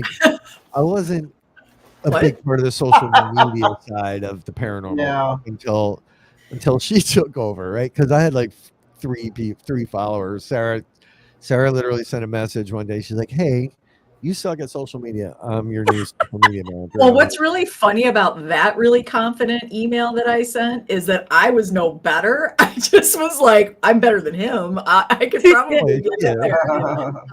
Because I'm not a social media wizard by any means. No, but she grew it. She grew our following really quickly. You guys balance each other out too. That's good. That's great. We'd love to meet up with you guys sometime. Yeah, you should. Yeah, you're east side. You're East Coast. I'm in Florida. Okay, I'm West. I'm Oregon. Oregon. She came down here one day for 3 weeks, and we did all kinds of stuff, even kayak. Kayak, yes. Patty and her grandkids would be like, "Where our energy's here? Here's Emmy's energy." So we got to kind of meet her up there somewhere. I am going to be going to Pennhurst. Yeah, you're like before we go to the Paracon, I think you're like right before that. Yeah, you're gonna be after the Paracon at Penn. You guys are gonna be at the Pennhurst Paracon? Oh yeah. I'm just a week after that. Oh, that's right. We're just 45 minutes from me, so that's okay. We can probably meet up. We can meet up. I'll take you guys out for some. Hey, Ernie. Some get haunted food. There's Ernie. Oh, there's the Pac-Man. Oh, yeah. He's really. He's what is it? Get haunted. Never mind. I was gonna make a stupid joke. No. I was gonna make a bad joke. There's the pack. Go ahead. Come to Wednesday Lives. You can hear all the dumb jokes on Wednesday Live. I'll save it for the Wednesday. Now, is that place open back up again? I think it was Ernie that was telling us about it, wasn't it, a while back with the house? Not Pennhurst. It was Waverly. Yes. Are they back in business again or no? Yeah. They are. Okay. I think so. Yeah. Okay. Is he still a part of that? Ernie, I'm going to throw him out there. Ernie, they have their own place, and now I can't remember where it's at. Fort Duffield in West Point, Kentucky. Oh, nice. Okay. And the Ditto House. The real Ditto House of 1841. Ooh, what? Look how proud of herself she is. She's like, it's a lot to remember, but I do remember that. Yes. So West Point, Kentucky, the real Ditto House Inn is where they live. So they have, I believe they're sold out there now. They had 5 investigations that they were selling because they do live in that house. So they worked out 5 throughout the year to work with their schedule. But then they also run the Fort Duffield that is right across the street from their home. And that's got everything from cryptid to ghosts to just, it's got to have UFO activity. So Bigfoot's, I'm afraid of Bigfoot. That's, I am. Bigfoot's in my backyard. He's like in the heart of it. Yes, I did. Ernie, I said it wrong the first week I knew you guys. I never said Fort Duffield, but now I would say, I think Fort Dufflin. I think I was saying it wrong. Yeah, you had it all wrong. And then I started saying it wrong. Yeah, but amazing people. You guys know the Packs. They're amazing people and an amazing location to go check out. So go help them get, because Fort Duffield, like they are just getting that going and trying to uncover all the amazing things out there. And you get to hang out with Denise and Ernie. Yeah, and it's cool. Yeah. They've taken me on virtual drive-throughs. It's freaking just the woods. I don't know. There's just something nice. She just put on there, anybody wants to book, contact us. Yeah. I was going to say, Ernie, send me, you got me on Facebook, send me all your information. I will also drop it and link it down below so people can refer back to this, because you know what, that's what we're here for, to promote each other. And do we get a special discount? Your Susan discount? Oh yeah. We actually purchased the last open spot, so I'm excited to get down there and investigate that. I know. I have a lot of roots in Kentucky. That's where my mom's parents were from and all that, and that's where they're buried. So when I go to that area, I actually rode by there because I wanted to see it. And the gate was all closed. I'm like, I couldn't. This is a couple of years ago, and I'm like, oh man, I got to see the outside of it though. Outside the gate, I was like, pulled through there, looked around and drove around, and I got to see it from the outside. But I was like, I wanted it. I didn't know if I could just pull in and go inside and talk to somebody in an office. I wasn't sure what. Listen, you don't want to run into Denise Pack if she's in a mood. I got a live stream of what happens. They ran into some guy that was kind of giving them some grief, and Denise. So that's like me running with my flashlight. Denise was ready to get out of the truck. It was great. It was one of my favorite moments talking to those two. But yeah, you guys are awesome. Thank you so much for letting us yap at you. I think it's really nice to meet more really strong women in the paranormal. It's, I think there are so many that I think everybody needs to know, like our group needs to know more. Get Haunted needs to be introduced to them. I know, Emmy, they're getting to know you because you do come, and she always says, hey, there's my 2 favorite paranormal nerds. That's what she always says. So they're getting to know, but Patty, please make yourself known to Get Haunted on the network. They would love you. Because you're just an amazing soul. I think that it's great to have good, strong, feminine energy mixed in there. Rob needs more women in his life. That's right. That's what I need. We need more women in there. That's right. We rule. Now there was more questions I wanted to ask. Oh, I wasn't signing off. I was just saying. I don't want you guys to leave. I still want to ask more questions. I wasn't signing off. I was feeling grateful for a minute. Oh, thank you. Thank you. Yeah. So what's the most amazing thing you caught on camera? Like, tell us something really amazing. That face picture? That wasn't me that captured that, so I won't claim that one. Damn. Like your best catch, something that you just. Thank you, Ernie. Like it was just an amazing catch. I know that it's hard to get an amazing catch. Unless you're, of course, a fake paranormal investigator that fake. You'll catch all kinds of stuff every 5 minutes. So I don't know how well you'll be able to see that. Nice. You're a shadow person? Yeah. Yeah, I can see it. No, I don't like it. Wow. Look how long its arm. I don't understand. Oh my God. But his arms are out, and I could only see that on the phone. Look, Rob runs. Rob gets scared. Nuh-uh. Oh yeah. Yeah, really? I Scooby-Dooed my ass straight out of that. My feet were going. Yeah, that one scared me. That was here in Pennsylvania. Huh. That's probably. I still don't understand it. There was a piece of equipment on the floor that was reacting. Yeah. That's why I got the camera and snap, and there that was for. Yeah, it was creep show. So I was out. Adam the cult member. Yeah, it's sticking out like it's like doing a fancy dance. Yeah.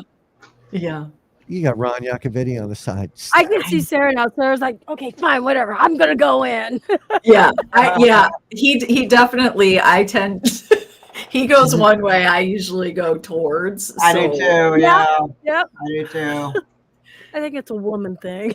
At the time, Emmy started screaming because she saw a face in the window, and she screams and backs all the way up into the wall and turns around and runs towards me, and I run over there because I want to see it too. And then I screamed. Well, it pissed me off. I was like, there is a face here. I was mad, but happy. Yeah. There are safety things to think about, right? Sarah will run off alone, like in that part. Look. She's clumsy too. She could fall and get hurt. Why are you sharing that on this show with 280 people? Listen, let's do it. They're gonna learn. No, I do worry, right? I do worry, and she's not. She's a little too brave sometimes. Perfect example, right? Can I tell that? Yeah, you tell it. Go ahead. I was like, go ahead. You can tell. Yeah. Go ahead. I want to hear it. Somehow I was allowed to live stream from the Warren Occult Museum last year. Was that, Sarah? Yes. Whenever it was. The where? The museum, the Warren Occult Museum. Oh, you got to go there? Yeah, last year. Jealous. Oh my god. It was cool, right? So, inside of there, it's pretty creep show. I'll admit, again, I don't know how much was psychological, but there were some weird things happening. The shadow doll for me is the one that just creeps me out. Sarah's got this ridiculous fascination with it. So we do this event with them. Good night, Damien. We do this event with Nesper just last month, and there's the shadow doll. There it is in the room with us. Now, let's back it up for 1 second. I got a really good picture of it when I was there doing my thing at the museum. I sent it to Sarah. I don't know if that's when your fascination with this doll started, but when she opened the front door of her house opened, right? When you sent the picture, and I was sitting in the dining room, my front door opened, which I don't know why at that point. Yeah, your audio is really low all of a sudden. Just saying. Yeah, it dropped down low. Her AirPods die a lot too. Just saying. No. So now here we are at the hotel. Nesper showed up. They're bringing the artifacts in. They're getting them set up. And there's the shadow doll. And the shadow doll, according to what they're telling us, is known to knock power out. In the museum, something for like 5 miles around, something like that, right? Sarah walks up to the doll and she kind of. No, okay, first of all, let's be honest about it. They're in this case. They were in this case, and I walked up to the case and he was like shadowing me. And I went like this because I didn't have my glasses on and I couldn't see her. It's a him. I couldn't see him very well. So I wanted to see, he's got like feathers and an animal tooth in his mouth and he's very detailed. God. So I did like post up with it. I wasn't like, I feel like how she gets all up and close into her camera. I'm on the side, and don't make it sound like I was stalking. I was making sure you didn't do anything stupid. So I'm on the side, and she's like face to face with this thing. And what happens? Poof, power goes out. Power goes out on the next thing, and I'm like, and she's not even noticing. And I'm like, hey, Sarah. I'm like, Sarah, like, what are you doing? Like, I'm like, don't piss that thing off. So yeah, it freaked me out a little bit. It did freak you out. Yeah, I didn't like that. So that's what she does. So then I'm like, that's why I yell at her for running away. I'm like, you don't go off by yourself. Yeah. Well, going off by yourself, I know. And it's not the smartest thing at some of these locations. And some locations that we have been at, they're not they're not so locked down, right, that somebody living could be there. They're sometimes squatters, or, you know, it just, you don't know who's there. So you know, for everybody's safety on the side, it's not the smartest thing when you are with a group to be wandering off by yourself. And I have learned, have I not? I've done much better. Yeah, she's gotten better. I haven't. Yeah, so I just you can't do it because then I got to find her, right? And if she's hurt, I got to get her out of there. It's just If I'm hurt, you'll hear me screaming. Or if there's a spider, if there's like ghost all day long. If a spider shows itself, I'm out. I'm done. Become ninja really fast. I'm here. I'm getting my stuff ready for a big investigation this coming up weekend. Actually, Rebecca's going to be with me. Amanda, my I'm friend jealous. Chris. I know. Jasper. I can't. I didn't say nothing. Okay, yeah. Don't say that. Oh, my cat. Let's see. Hold on. Wait, Nike girl, where are you? I have my bug spray that's in my there you bag. I'm bringing my bug spray because, you know. Yeah. Nike girl's from Michigan, I think. That's where I'm at. Yes. Oh, that's where you're at? Mm-hmm. Yeah. Oh. What part of Michigan? Metro Detroit area. Okay, I've been to Lansing before. My ex-husband was from Lansing, Michigan. Oh, I'm sorry. I know. That's why he's my ex-husband, right? But my granddaughter wants to move to Michigan. She just has a friend that lives there, and she said that she wants to move up here because of the weather. I'm very girl. What's that? I am Nike girls from Clinton. Oh, I'm not that far from her. Hey, Greg, welcome. Hey, Greg. Why do I know that name? I don't know. I don't know. I do know that name. I feel like maybe he's coming to Atlanta. I don't know. I can't think of the shows right now because I'm like focused on you guys. He does. Oh my God, Greg, drop in there what you do. Oh God, Greg is the boss man. Has a podcast. Okay. Yeah. Yeah. Ernie, which podcast? I know this name. Well, I do the double Estes on When Spirits Connect with him on Wednesday nights. Oh. He also does Led to the Oh God, you guys! I'm like Paranormal Inc. Paranormal Inc. Okay, yeah, I've heard of that. Okay, awesome. Yeah. Now, so do you guys have a Facebook page and a YouTube? What's your social media? Well, you're gonna put the links in here, right, Emmy? So I can go and I'm gonna have their links in so down below and stuff. Okay. Yeah, we have the main Get Haunted page, right? That's some kind of the business side. Then there's what we have the Get Haunted Network public page. That's where the community kind of gathers. It's kind of like the bar, right? That's where everybody gets together to chat and talk. Okay. Then Sarah has Paranormally Blonde on YouTube, and we also have the Get Haunted Network on YouTube, and then Insta and all that other shit. Okay. Yeah, we're on TikTok. We're on, just look for Get Haunted. Look, this is the one complaint we do get. People say they cannot open their Facebook without seeing something Get Haunted. We have amazing people in the network. If I put outside of Courtney, who does amazing things, if we put out a post on an event or anything, people run with it, and it just blows up the Facebook page. And people are like, "Oh my God!" Like, Yeah. Look, right now, I'm going to see if I'm already following you guys.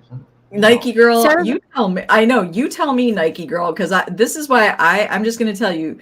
You need to come to a Get Haunted event. In fact, where you should go, Nike girl, is April 27th. You should come and meet us down at Indiana State Sanatorium, because we got that beast of a location. It's got like 15 buildings, and it's going to be an incredible time. And it's our first time for Get Haunted, but around Michigan, I'm going to keep it super real. Like, I'm telling you, I had that one hell of a time looking for places or getting people to work with me here. And since I've met Rob, I have been I was just thinking about this the other day.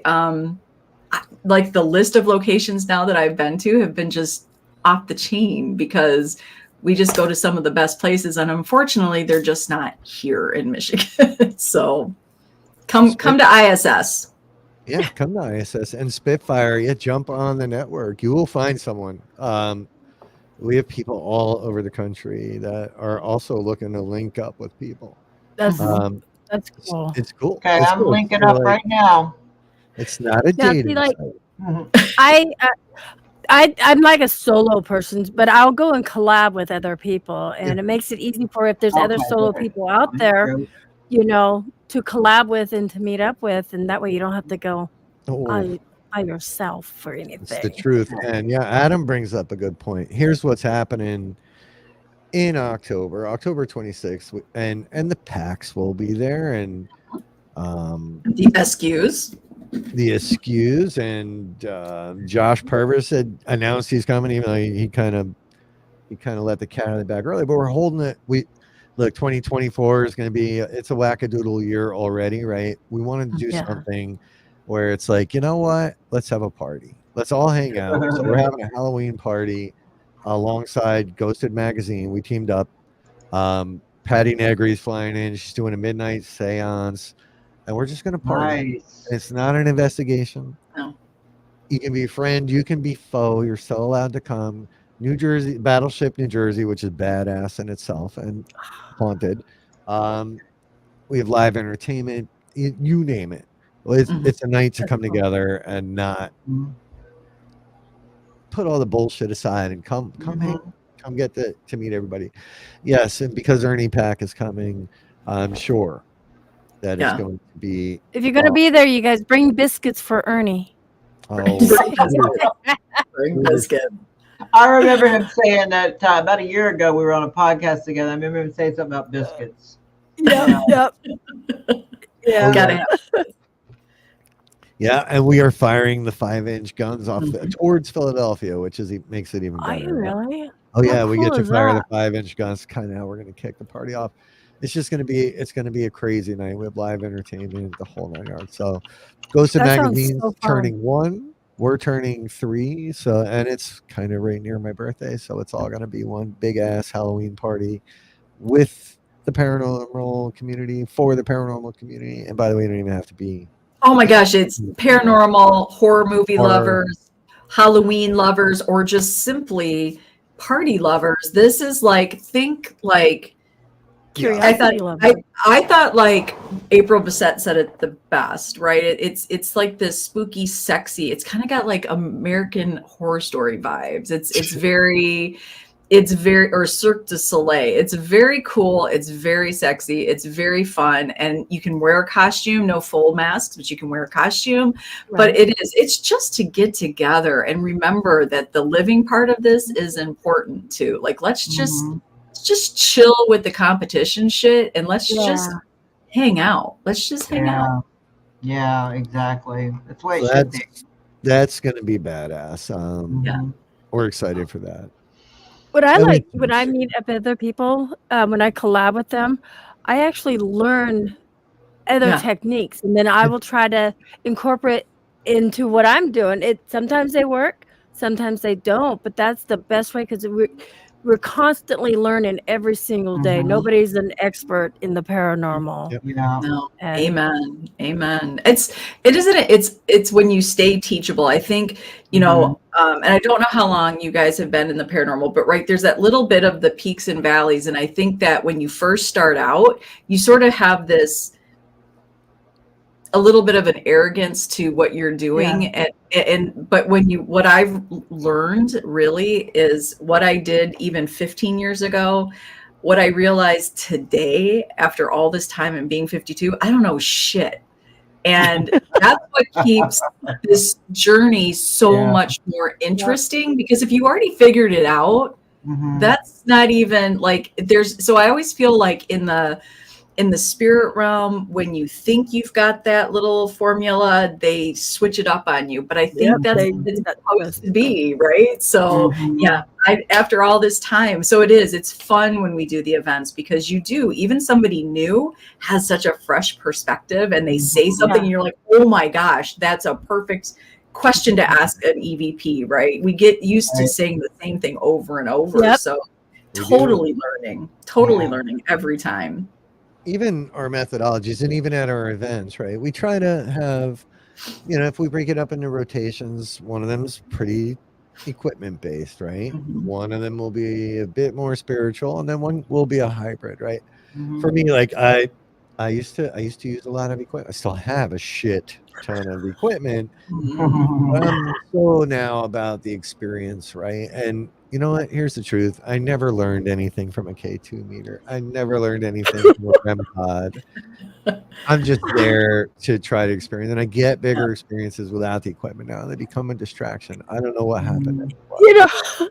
I have to laugh because everybody was calling Patty the paranormal queen, but I was the queen of gadgets. Yeah. I have so many gadgets. She is. Oh my gosh. She had a suitcase so big just for her gadgets. Yeah. Yeah. Yeah. I still bring them. People love them, and they do. They serve a purpose. They do. But for me, they've kind of become a little bit of a distraction, right? So if you investigate with me, it's usually EVPs. Like I love my EVPs. I do too. That's my favorite. EVPs all day long. And then the senses, right? I love just sitting in a room and letting it happen. I do too. But I've noticed though, when you're filming, like for my channel, when I'm filming my channel, I can't do that long because people get bored. You're right. Absolutely. So a lot of it, if I do sit in a room sometimes real quiet for a while, and I film myself, but I just won't put it all in the video because people are this is kind of boring. Nothing's visually, I think that equipment is so. But when I think like when we do events, when we're working with groups, when you're watching, especially if they're watching somebody that's leading the group, to be able to ask somebody, what are you feeling? What is coming to your mind? Are you having a thought that doesn't belong to you? Those things to get people to start being self-aware is probably to me, one of the coolest things to witness, because I think they don't have that confidence yet to speak up. But then when they realize, like, because they might have something that matches up to what the equipment is picking up. So even if Rob, is doing his EVPs, if somebody answers a question and then all of a sudden you get a response on an EVP, it's like, see, you are connecting. Like you've got it. It's a really cool thing. Yeah. It's true. It's very true. Yes. Wow. So Carol has a lot of equipment too. He actually made me my brain just broke, a portal too. And that is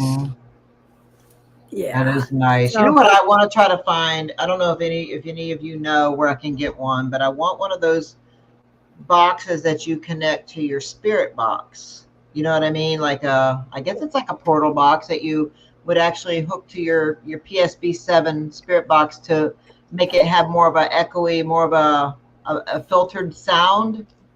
I want to get my hands on something like that. This one was made for me. Ooh, what you got? Ooh, shit, toys. Yeah, I know, right? Oh, hell, I don't know which way to look. Is that what those are? Same concept, you got I got smaller ones. So what do you got? Okay, so tell me about yours, Emmy. I didn't even know you had that. Solo made this for me, and that's what you're talking about with the yes. Yes. Who made it? Parasolo. Really? Nice. Yeah. Oh my God! And how much is something like that? It depends on what you want. Okay. $250,000. So do you connect your PSB7 to it then? I haven't yet because he's got to teach me how to use. Okay. And now what about what you have, Rob? Same exact concept. Look, it's really a speaker. I have the guitar pedals over there. They go on the side. Okay. It's basically a speaker, right? And you have your guitar pedals, and you have. Oh my God! Noise gates. Same concept. I was making these for Sarah, and.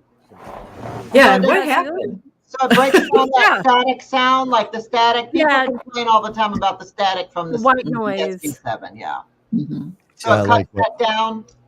I love white noise to me. I do too. I love it. if you It doesn't talk bother to- me whatsoever. Yeah, Ron from Stachowicz, right? That is what I think, where I think the voices truly come from. Yes, me too. You know, Yeah. the FM piece, it's in the white noise.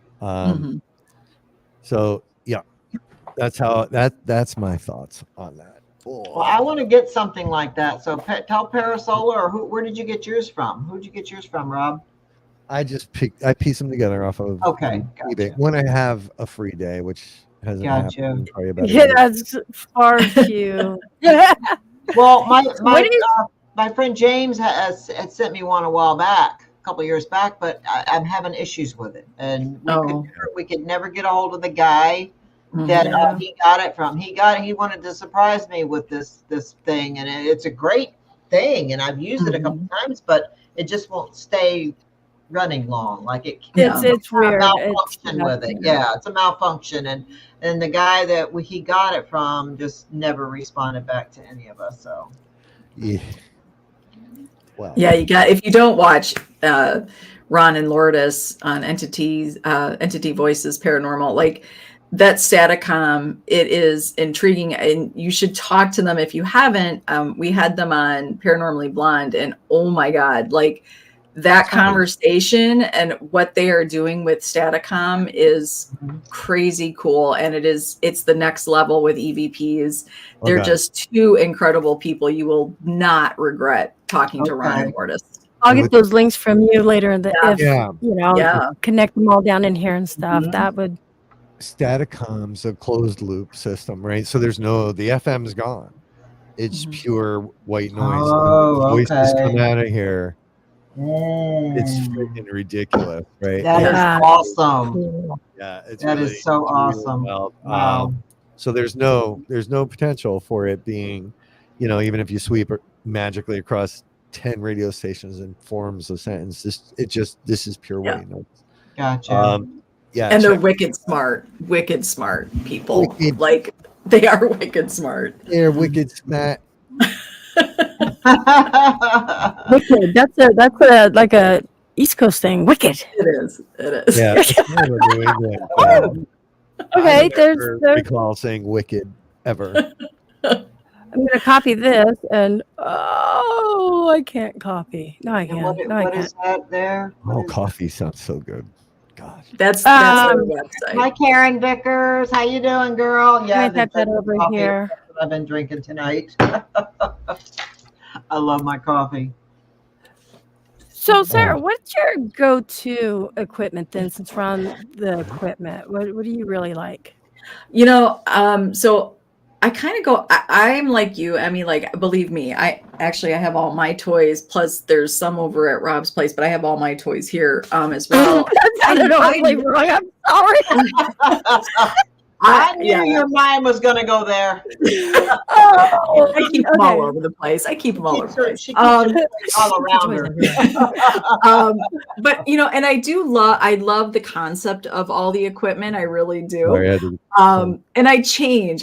My go-to does change, but right now I'm obsessed with music boxes. Like I'm such a sound girl. And there's something about a music box to me. And I got one from Ghost Gear Technology from Rob Walsack.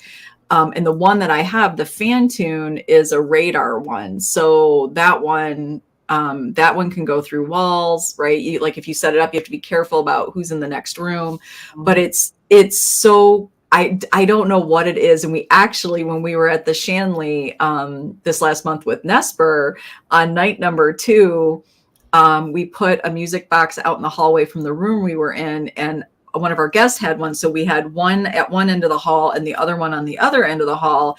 We closed the door in the room we were in, and we got those things to go off at the same time and turn off at the same. Wow. They were not the same piece of equipment. They were two totally different music boxes. Wow. So it is just one of my, because you want to be able to set something up so when you're in one area, right? Mm-hmm. I like the noisy stuff. So if something does go off in another room, you can be like, okay, what's going on over there? Yeah.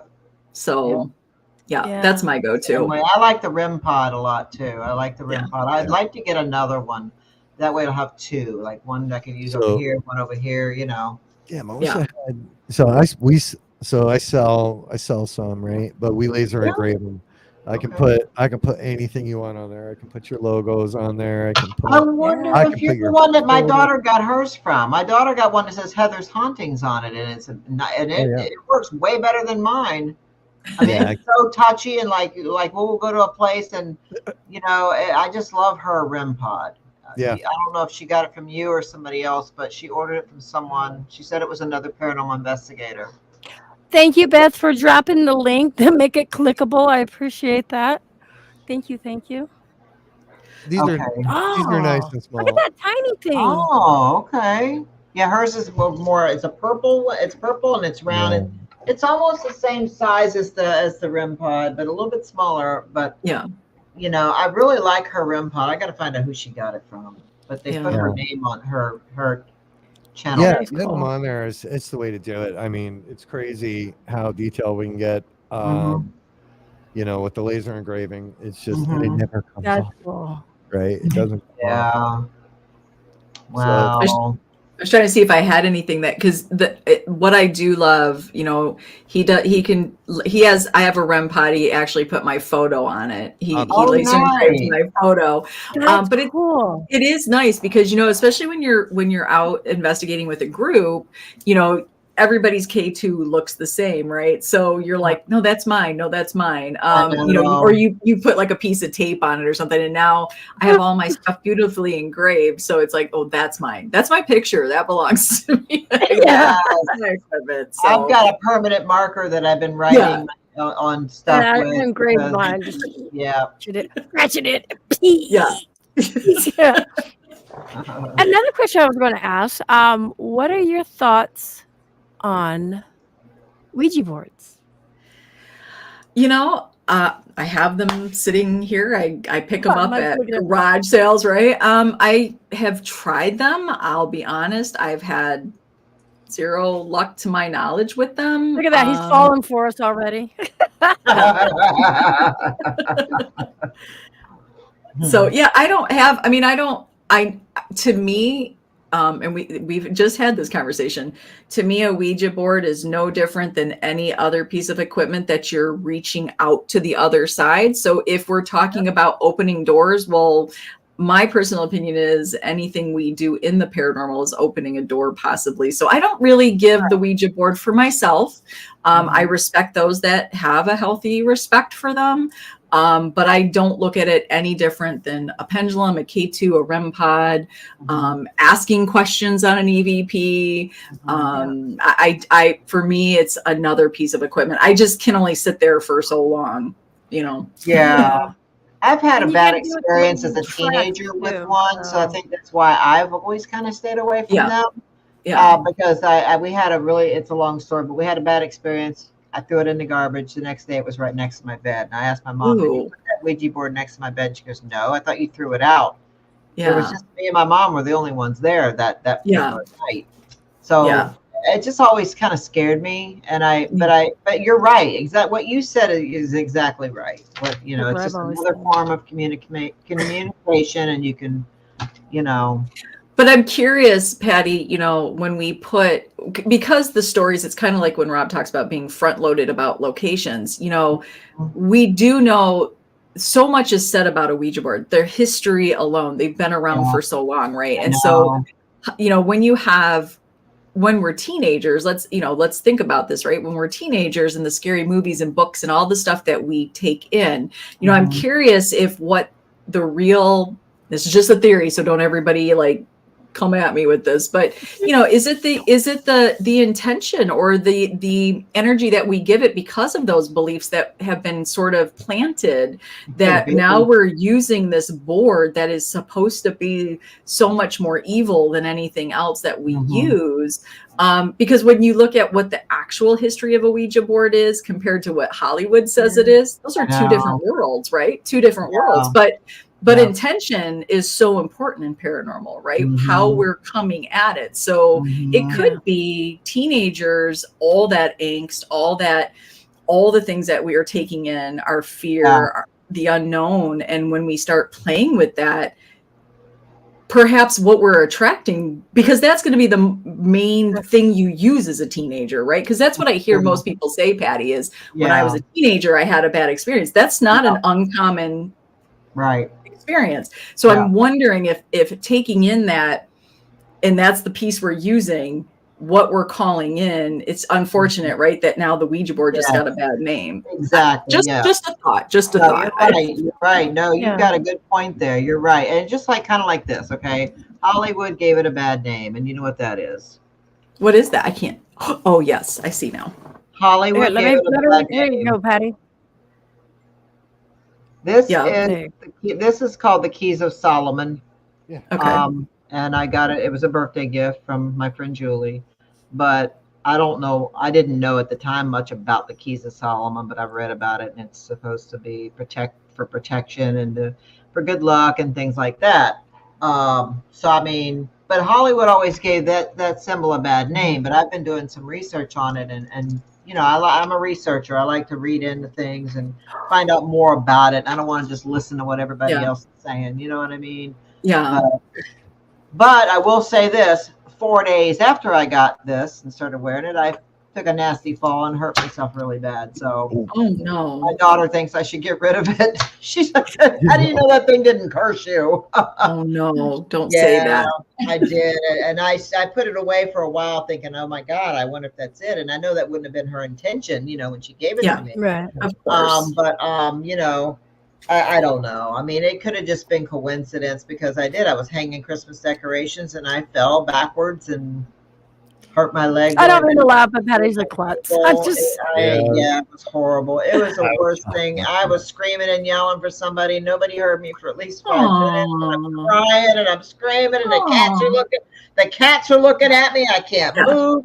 I almost hit my head. I hurt my back. I mean, it was horrible. I'm just laying there, all like twisted like a pretzel, you know. My leg was still stuck inside the couch. I was standing on the couch and I flipped backwards. Okay, well, I think it was the couch, probably more than your necklace. That was the cause of that fall. I've been in so much pain. I mean, the pain has gotten better. They have me on some things. They have me on meloxicam. That's what I took earlier. The meloxicam and the Lyrica I try to take together in the evening. Though one's a nerve for nerve pain, the other one's just an all-around, just really good non-narcotic pain medication. Yeah, and they work really well together. That's why she can tolerate me. Within 15 minutes, I can move again. You know, it's like, because I start feeling it if I don't take it. And then throughout the day, I just take like ibuprofen and shit like that. But I was going to ask Rob the same question about Ouija boards because men tend to be different. 1, 2, 3, 4, 5. Yeah, we share the same beliefs, Sarah and I. Like, I don't use them. Don't get me wrong. Not because I'm afraid of them. Just they just don't interest me, and I almost never believe that it's not the other person doing it, you know. And then I also don't know. Maybe somehow subconsciously, I'm moving this freaking thing. Right? Well, whoa! But that's. I mean, did you think the plaquette was moving on its own? Because I think the theory really is. That was my old belief. Recently, I do believe, right? Just like I've come to the mindset that even with like dowsing rods and pendulums, that maybe it's not spirit moving them. Maybe spirits influencing us. Yeah. Like the telepathy concept, right? Yeah, same thing maybe with table tipping and all that fun stuff. So, or if you're anywhere near water, I've heard if you're anywhere near water and you're using dowsing rods, they're gonna turn towards the water. Is what I've heard. So that part I can't explain. I don't know, right? So I don't do it, and I love my coffee and my Coke, soda, Coke, my coffee and my Sprite. Right. That's right. So, dowsing rods girl. My thing. I'm fascinated with them. I think they're cool. I love the designs. I collect them.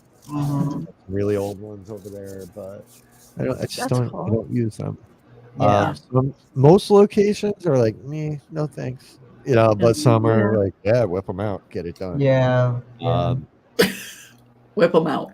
What's your favorite Go ahead. device that you actually what would be your like number one go-to? Yeah, so I've somehow pigeonholed myself, over the years into doing EVP sessions. I get them. I do. I'll admit it. I get some really kind of amazing EVPs. And the problem is, if I show up at an event and it's just the crew working and I come in, they're like, do EVPs. And then that becomes the whole session is us doing EVPs. That for me, when a REM pod goes off, that's cool, right? But there's a lot of things that can make a REM pod go off. When I hand somebody my recorder and they ask a question and they get an answer while they're holding it, it's my favorite thing in the world because it's really hard to dispute that in most cases if everyone's behaving properly during an EVP session, and that voice comes back. Oh man, there it is. There it is. So I love doing EVPs. Me too. That's my favorite. I was That's gonna my say favorite thing ever. take the recorder everywhere. Yep. Do any of you know anything? Shit. Oh no. About It's broken now. Do any of you know anything about this? I had ordered it from Ghost Stop about a year and a half ago. It's the rook. That's the rook. How does it work? Does it beep? Does it do anything? To me, it's broken. I don't know. It will. Well, now it might be, but Yeah, you just tap it. It's never beeped. It's never done anything. Is it supposed to beep?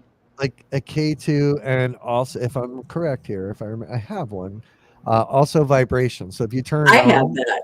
That's I have that now. You stole that shit from me. You gave it to me. I have that. Oh, okay. Wow. I just turned it on. So are these lights supposed to light up, or they are? They never have. They never have. It's never done nothing. Tap it real quick. Oh, yeah, Patty, that shit is broken. She just broke it. Yeah. It's never worked. It's never worked. I bought it over a year ago. I can't probably send it back now. I mean, you could try. It doesn't work. I buy it. I bought that. Was that Envoy? Mm-hmm. I have it. Yeah, I bought this from Ghost. I was like, this would be cool. And you know what? I've never taken it out anywhere, so it's like brand new. And yeah, I have. I have it. I haven't seen it work yet. Let's put it. Oh, you know what would be cool? We should do like we should get people involved in this. We should do like a cool equipment swap. Like all that the pieces that you like just had to have, but in the end you're like, I never touch it, or I've never used it, or I don't like it. And then everybody can just swap up and yeah, that would be cool. Rob's like, anything. No, just not my recorders. And I'm going. Yeah, I'm very protective over my stuff too. I don't let that shit out of my yeah. Patty's like, that shit ain't flying. That'd be cool. And if you like it, be like, okay, you can keep it. I don't know. Yeah, for me. What about you, Emmy? What's your go-to? I'm a recorder and the SB7. Okay. Yeah. Patty? SB7 and REM pod. I think are my two favorites. I do like the recorder too, but Chris is asking if you actually have changed the batteries in that. Like, are those from a year ago? All right. Oh my God. I feel like such a blonde right now. I haven't. I mean, I bet that's what it is. Try that first. Over before a year. Oh, God. Is it 9-volt battery? Take it out and put it on your tongue. Oh, hell no. I'm not doing that. Are you kidding me? Oh, I love there's a really great idea. Look at that. With the swap, maybe a round robin training session on different investigation equipment would be really cool. That would be actually a super cool event idea. Like we could do a Get Haunted event, bring your 3 best pieces of or equipment you've never used. I don't know. We can figure that piece out. And then we come in and we swap it out and everybody learns from everybody. Yeah. Oh no! Look at that! So fucking cool. Oh my God! What is that? It's a Is that REM Scooby pod. Doo? That's a REM pod? Yeah. Where if did I you could get remember how to do that? it. Cool. Where'd you get? I gotta Oh. have it. Where'd you get it? He made it. You That's made mine. that? Look at the lights in it. Oh, I love it. fuck yeah. Oh Get- my God, that There is you so go. awesome. Did you make that? No, actually, but bought. No, I bought it, but I can make it. I have like Yeah? 3 more sitting down there. That's so Oh cool. my God. I think that's See, the sometimes coolest it's thing just a I've ever visual of a seen. toy Yes. you gotta Oh have. my God, I gotta find a 9-volt battery. Was now. that was my 2-year That was your thanks 2 for years as the boss of the 2 years of stealing companies. That's all yours. That was your gift. Oh geez, that light's Over. bright. Damn.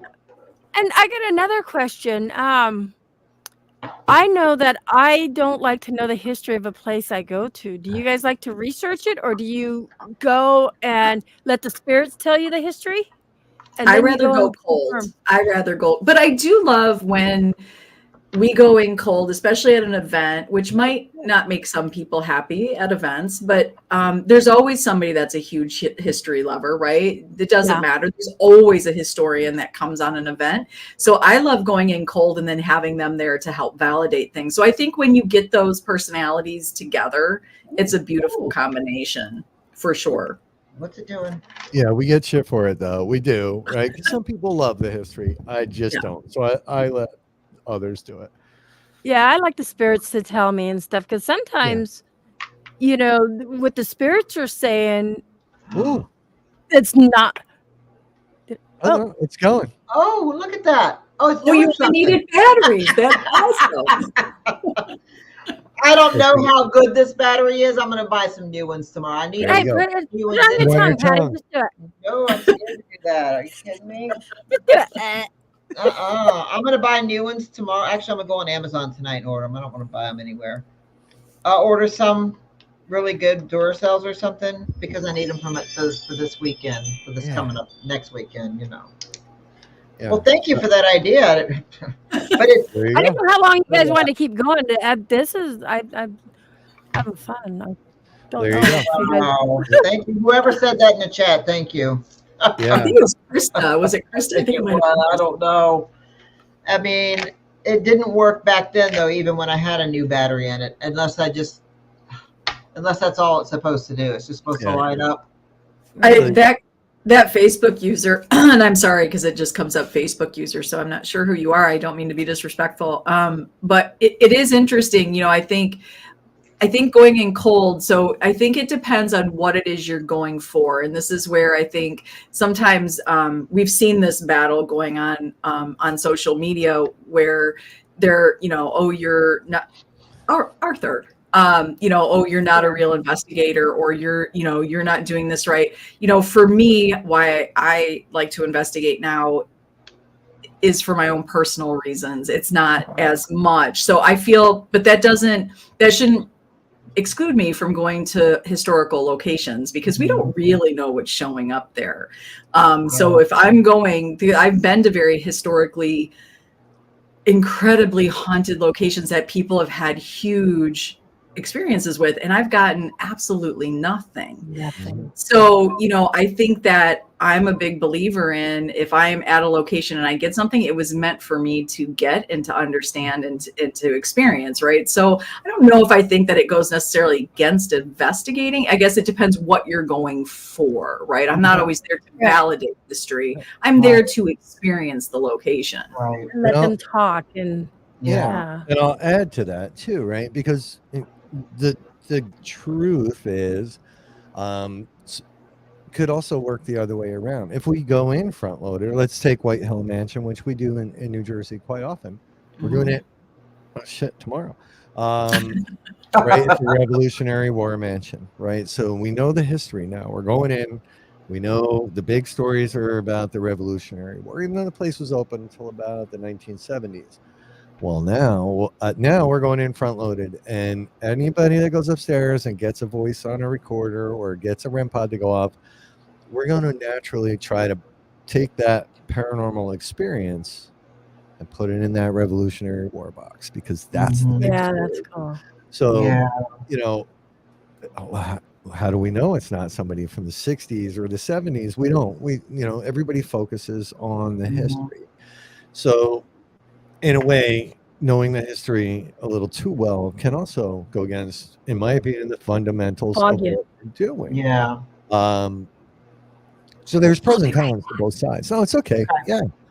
There's pros and cons to both sides. If you're there for a forensic type of investigation and you're trying to nail down something that's tied to that specific piece of history, absolutely, right? Yeah.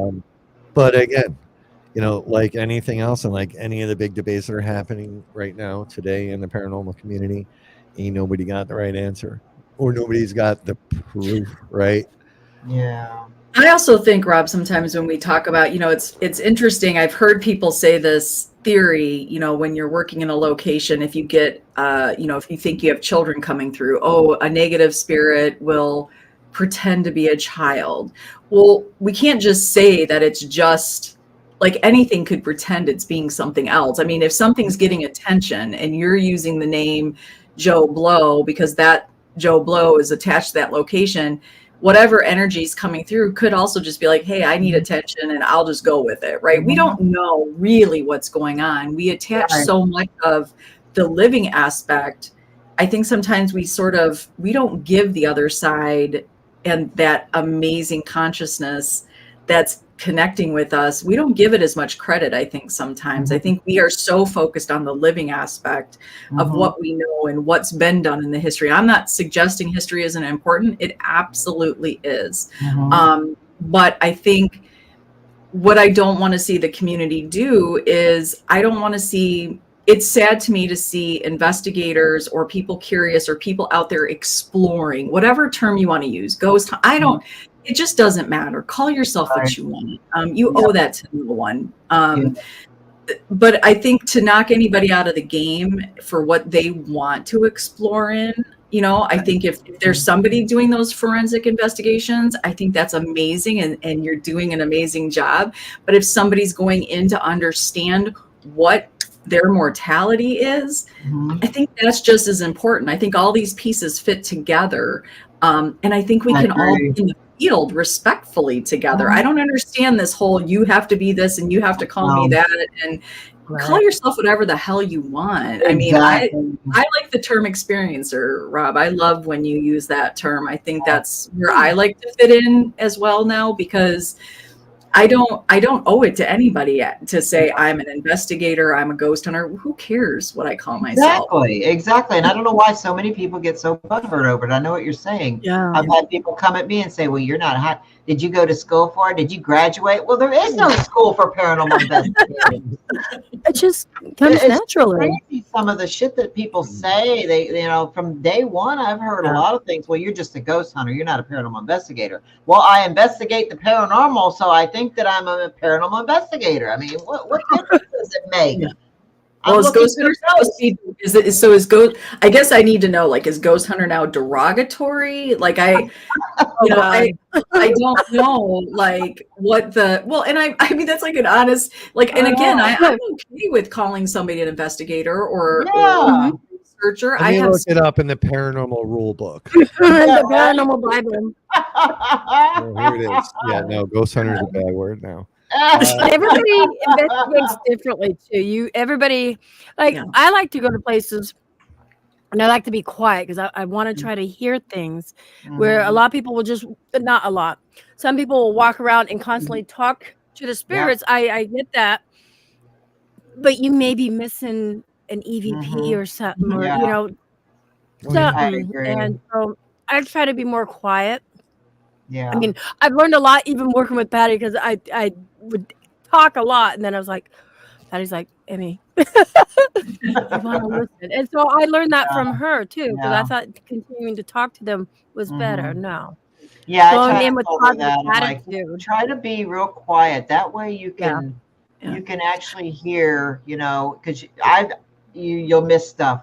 But don't you think like all the styles though in the end, like I think if we'd stop fighting each other, what we would probably find is somebody that likes to go in this way, somebody that likes to go in quiet, somebody that wants to just go in and be super curious, whatever your intention is, you know, going in with all the styles and coming back and comparing, sharing and comparing that evidence, we might actually come a little closer to some answers, but we're so busy.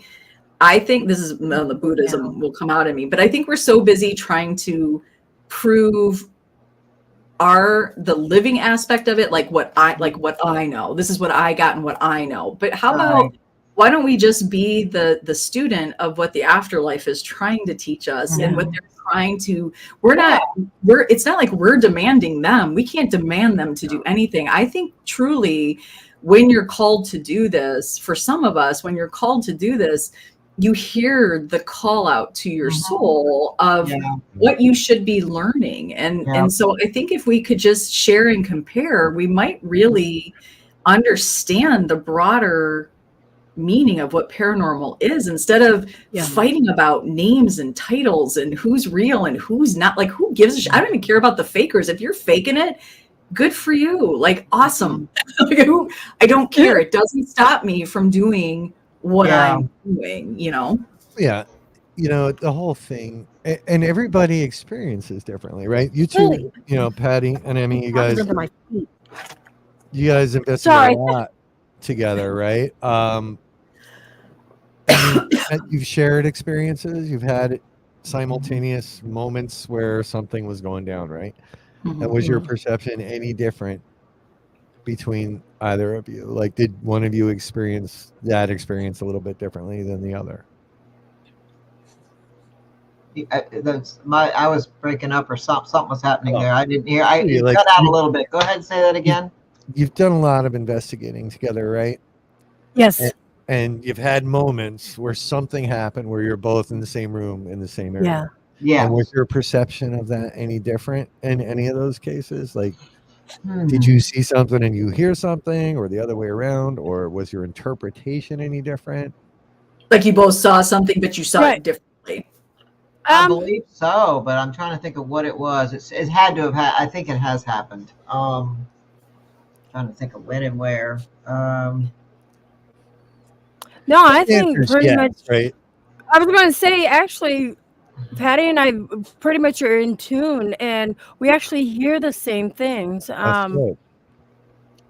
We usually do. And all the time, we'll both like look right at, you know, a sound that I wasn't sure if I heard a sound, but as I'm turning, Patty's head's turning. That happens to us a lot.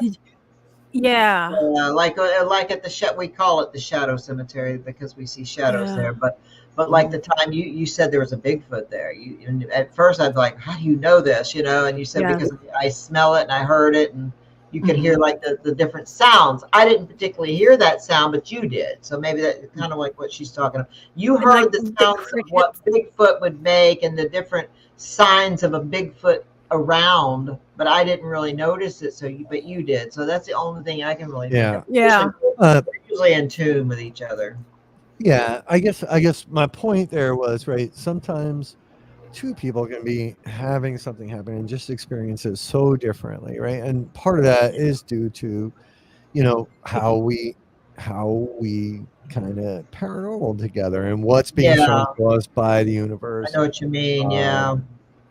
So like the might get cold and I won't get cold. Different things like that has happened to us where all of a sudden Emmy gets like I'm freezing cold. You don't feel that? And I'm like, no, I don't feel it. And that's a perfect example. Yeah, things like that has happened to me with almost everybody I've filmed with at some point, you know, where we'll experience something and the other one don't, you know, and it's like, wow, okay, I get it, you know, because it only happens sometimes to certain people in the room, you know. Oh yeah.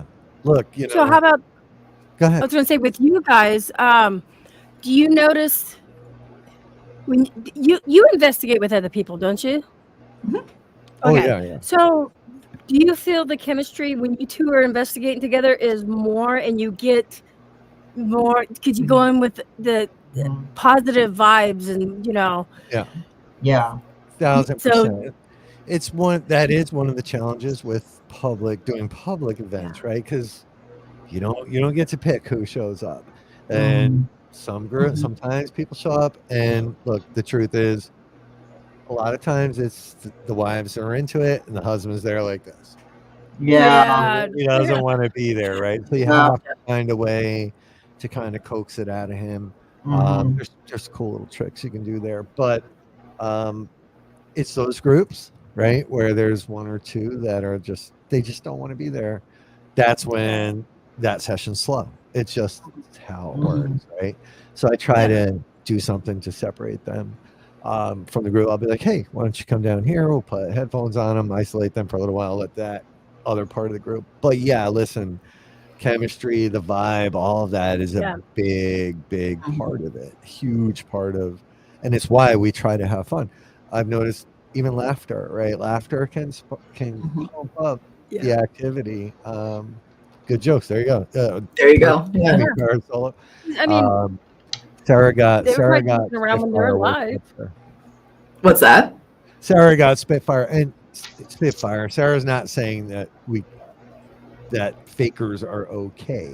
That's not. Oh no. That's I'm not. And I was watching Spitfire's his comments, and I think here we've had these conversations a lot of times too. Who are we more upset with, the fakers or the people who consume it? We can't change everybody's mind. Oh my God, danger's here. We can't change everybody's mind, but I think the reality is people want to see what they want to see, and it's just not for Rob and I, it's not our job to make people. This is what we offer. And if this is what you choose to do, so we might not get a lot of young people, because I do think the young people, let's be honest, I think the younger generation does kind of like the more entertainment side. They like those quicker, more, in your face things. But they will grow out of that if they want to continue the journey. Yeah, I agree. But I think I'll tell you what, I have a problem with the fakers is because of the fact that they go out of their way to convince an audience, and it's mainly the young people, like you said, that what they're seeing is real. So now these people are looking at our channels. When they come to our channels, we don't have something happening every 2, 3, 4, 5 minutes. We don't have things jumping out at and doors slamming and things flying across the room. And then they're like, oh, your videos are so boring. I'm going back over there. Well, okay, go back over there and watch the fake stuff, because we know as paranormal investigators, it don't really happen like that. You don't just walk into a place and all of a sudden things are just flying around the room and, doors are slamming and lights are flickering. I mean, that just don't happen all the time like that. It does happen, yes. And I've had it happen without any fakery, and I've witnessed it myself with my own eyes. So I know it does, but not all the time. Like some of these people the young generation, these young kids out there, this audience of these young kids, they all believe it, and that's where I have a problem. But maybe it's not the debunking. Like I love the debunking part. Again, I do. I think there is a place for that, and I love actual debunkers who can give. It's got to be a complete conversation, which I believe Spitfire does do. But I think and I just completely lost my thought on this. Welcome to my world. Oh my God, menopause, right? So I think what the problem though is the fakers don't. They're giving you this piece. They're giving you this, like the jump scares of what they think paranormal is.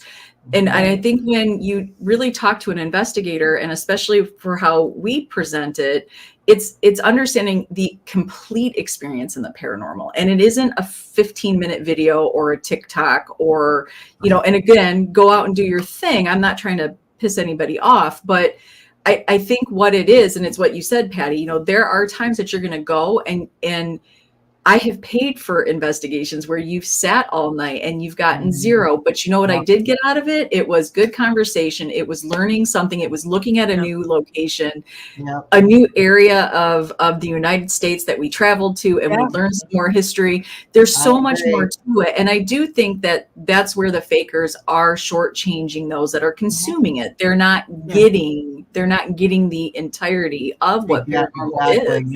Yep. So we have Michael Castro from Ghosted magazine off on the side. He likes to pick on my DR60. Yeah, that Oh. magazine. Our co-host for the Supernatural soiree in October. So thanks for stopping by, Mike. Yeah, He makes me nervous. Huh? Oh He no! makes me nervous And when can he I get his link from you guys later too? Yeah, And we'll drop Yes. in here. Anybody link?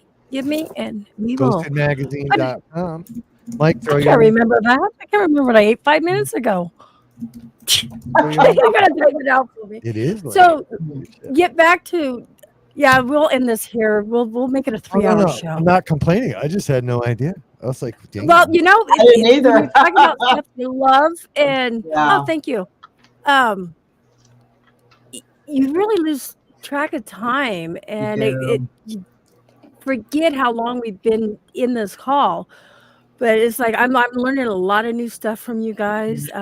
We got other people learning from you guys. You know,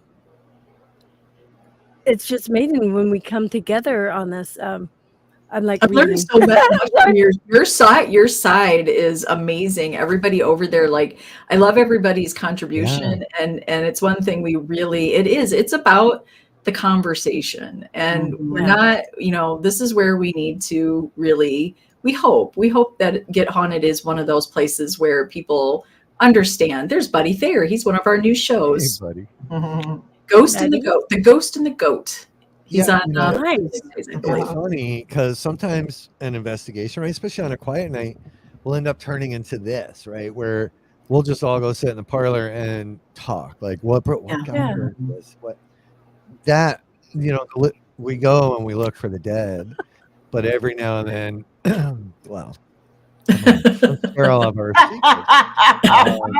Every now and then, right? We got to reconnect with the living, and that's why one of the things I love about public events most of the time is everybody that's there. We all share this passion, and we all share this quest. So when we're together, right? We got to talk to each other and work together and be together. That's what I like about when you go on an investigation with like 4 or 5 people, like what I'm doing next weekend. It's kind of nice because you're not getting anything. You're having a great time. We're all bringing food and snacks. And this. We can just hang out. I'm bringing my Keurig coffee maker. That way I have plenty of coffee. Can't forget the coffee maker. Yeah, they got a little fridge there, so we can put that. I'm getting one of them big sandwich trays from Publix. So we're gonna have like all this. We're going to make it like a picnic the whole weekend. Yeah. We're not even leaving this place. We're going to be right there inside this place, locked in. Yeah, that's my kind of investigation. You got food, I'm there. Yeah. We don't have to go nowhere if we don't want to. Everybody's going to, it's going to be a great time. And those are my kind too. I don't like to go somewhere where you're locked in all weekend and then you got to run here and we got to run. That's the worst. Like, I didn't want to go anywhere, Yeah, I hear you. Look, I just want to stay put, I just want to relax. I even put my pajamas on half the time. At night especially, I'm going to get comfortable. I got my bedroom slippers on, my pajamas. I'm there for the night. I just want to go sit and just wait for something to happen, I'm sorry for Stacy. We don't require it. No, we don't require it. That's not Stacy. Stacy, we're with new people. Like Stacy's like, he's afraid you gotta leave. You gotta explain to him. Yeah, it's okay. Yeah, talk about the cults. We didn't get about it. Okay, so why are you called? Right. Yes, you are a cult. Here's what happened. Here's the cult story. We've been called culty. Don't drink the Kool-Aid. Right, but recently, somebody went on a live stream, and here's the truth about what happened. Right, a location reached out for help on some forum on Facebook, and somebody within that forum said, "Hey, reach out to Rob at Get Haunted. They're great.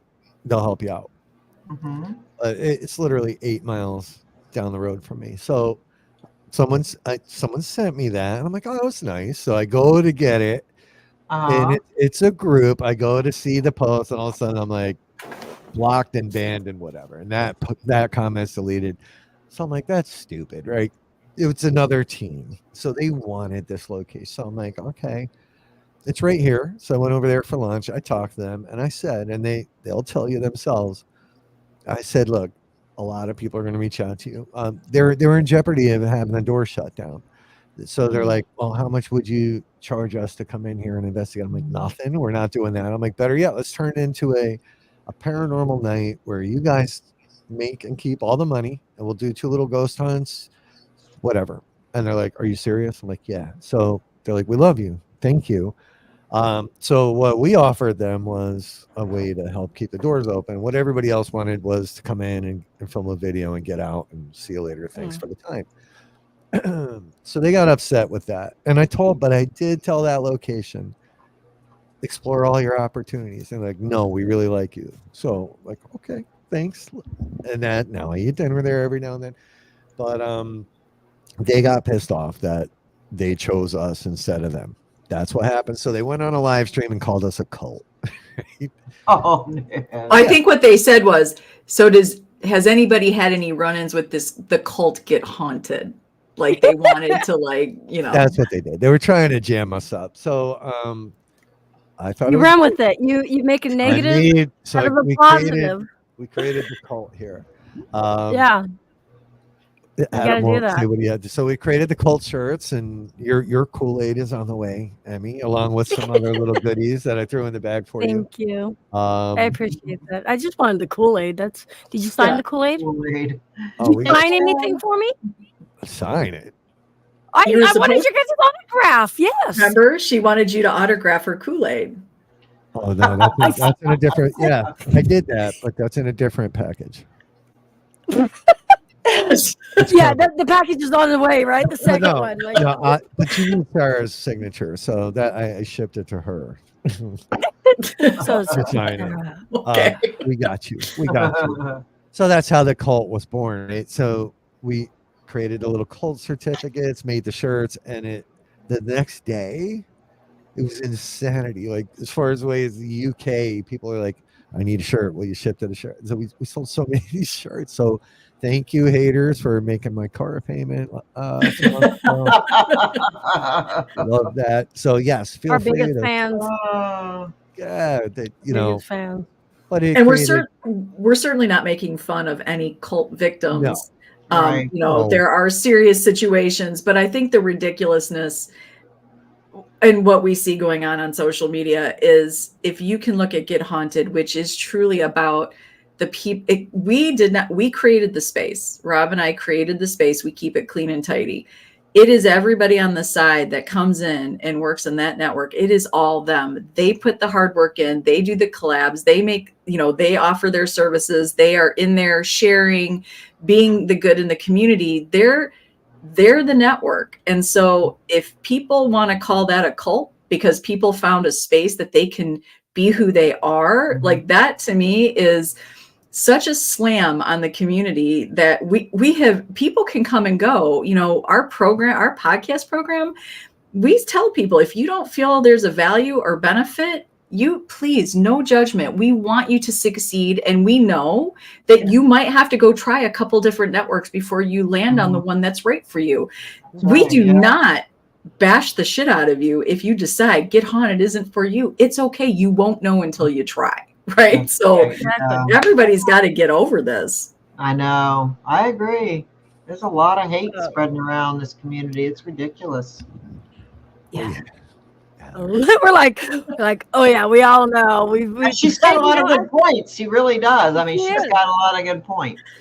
And I think how we've been jaded, they've been jaded, it actually brings us closer together because we can understand, we can relate, and we can actually work together on things, and not let these haters win or let these people try to step over the smaller people, I want to say, because we're not really, I'm not a big channel.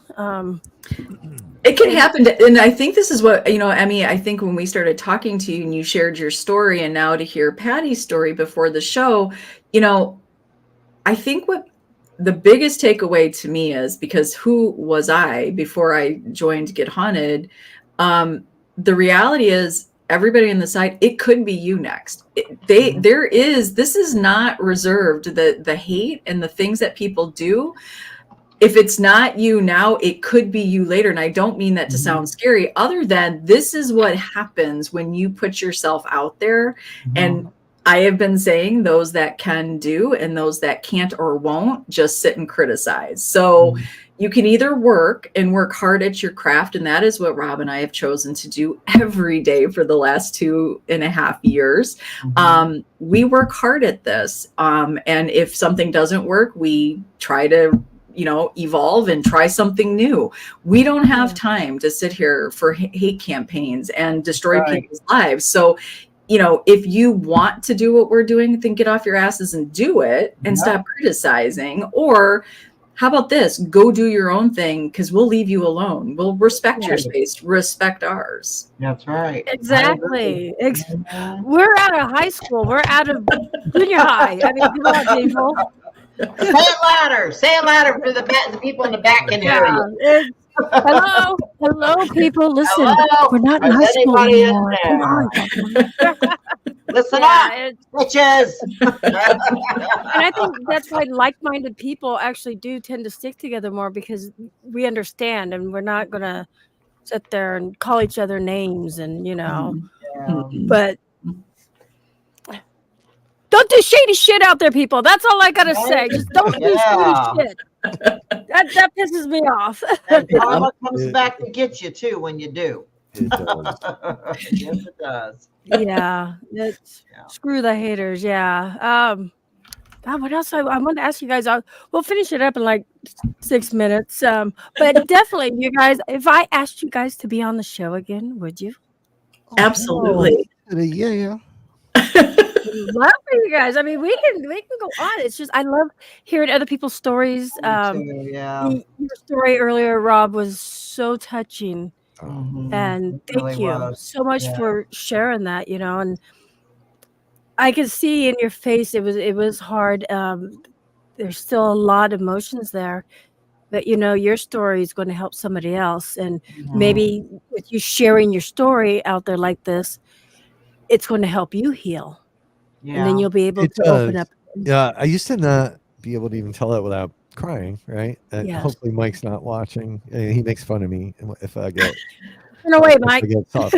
Mike Castro is like the badass. But no, I used to... Only real men cry, okay? I know, right? That's what I try to That's what I'm saying, but, I can get through it now. I got a little busted up there. It gets easier every time we talk about it. That just comes with time. Healing takes time. It truly does. You get a lot of heartstrings up there. Yeah, it's okay to cry. I just can't do it all the time. It is. I have an image to keep. Yeah. Right? But no. He's laughing at you. Shut up, Mike. Mike's one of it. So, just Mike's such a good guy. Really, really good person. Amazing interviewer too. So him and April started Ghosted magazine. I'm going to have him on my show too. We'll be serious, I promise. Make him cry. I wish I had started in the very beginning. So a lot of my people that came from my podcast channel, my Facebook, kind of they missed the first 10 minutes or so of it, or however long it was. We were, you know what I mean? Before you said you can stream it, because I didn't know I could do that. Yeah. So a lot of people out there, if you're listening, if you felt like you missed it, you did miss something. But you can watch it on Emmy's channel, like the first 10, 15 minutes, whatever it was. You can always go over on their channel and watch it. But I didn't really know. Now I know. You learn something every day. Every day. The best way to share each other out. My brain just broke. Help me out here. Networking. I was going to say I could have them on my podcast, but I pretty much am right now. So we'll have you on ours. We'll have you guys come on Paranormally Blonde. I would love for everybody to have time, and we will talk about your stories. And it's a beautiful collab. We're so excited to expand our circle. So thank you guys so much for giving us. And I will cry again when I hear your story. So Castro's uninvited to that one. You're uninvited. We're blocked. It was funny how they were talking last Wednesday. I was like, oh, I need you guys on my show. I can't remember what it was. Rob made me laugh, and Oh, Well, I was talking about filling. Remember, I was talking about filling holes, and Yeah, I swear it's right after that. Emmy's like, "Are you guys free Friday?" It's like, you know what? yeah. and then I have to try to maintain myself over here and keep the show professional. That's right. That's what we'll do. And we'll get Castro over here one day, and we're gonna make him cry. We're gonna make him cry, and so I can sit next to him and watch him cry. Yeah, no, you guys are so awesome. Seriously, thank you so much for having us on. Jesus. Yeah. Well, before we go, we'll meet in the basement. But Sarah, what would you advise? What kind of advice would you give somebody who's just starting out into the paranormal and wanting to get into this? Yeah, if you're curious or you're starting out, like, take that first step, trust yourself. There's a reason why you're curious. And I believe, do not squelch that. Like, if you're feeling it, I think go out there. You don't need a lot of equipment. And to be honest with you, I know we were talking a lot about some of the negative side of this. There are so many amazing people in the paranormal community, so many people that are willing to open up and talk, have the conversations.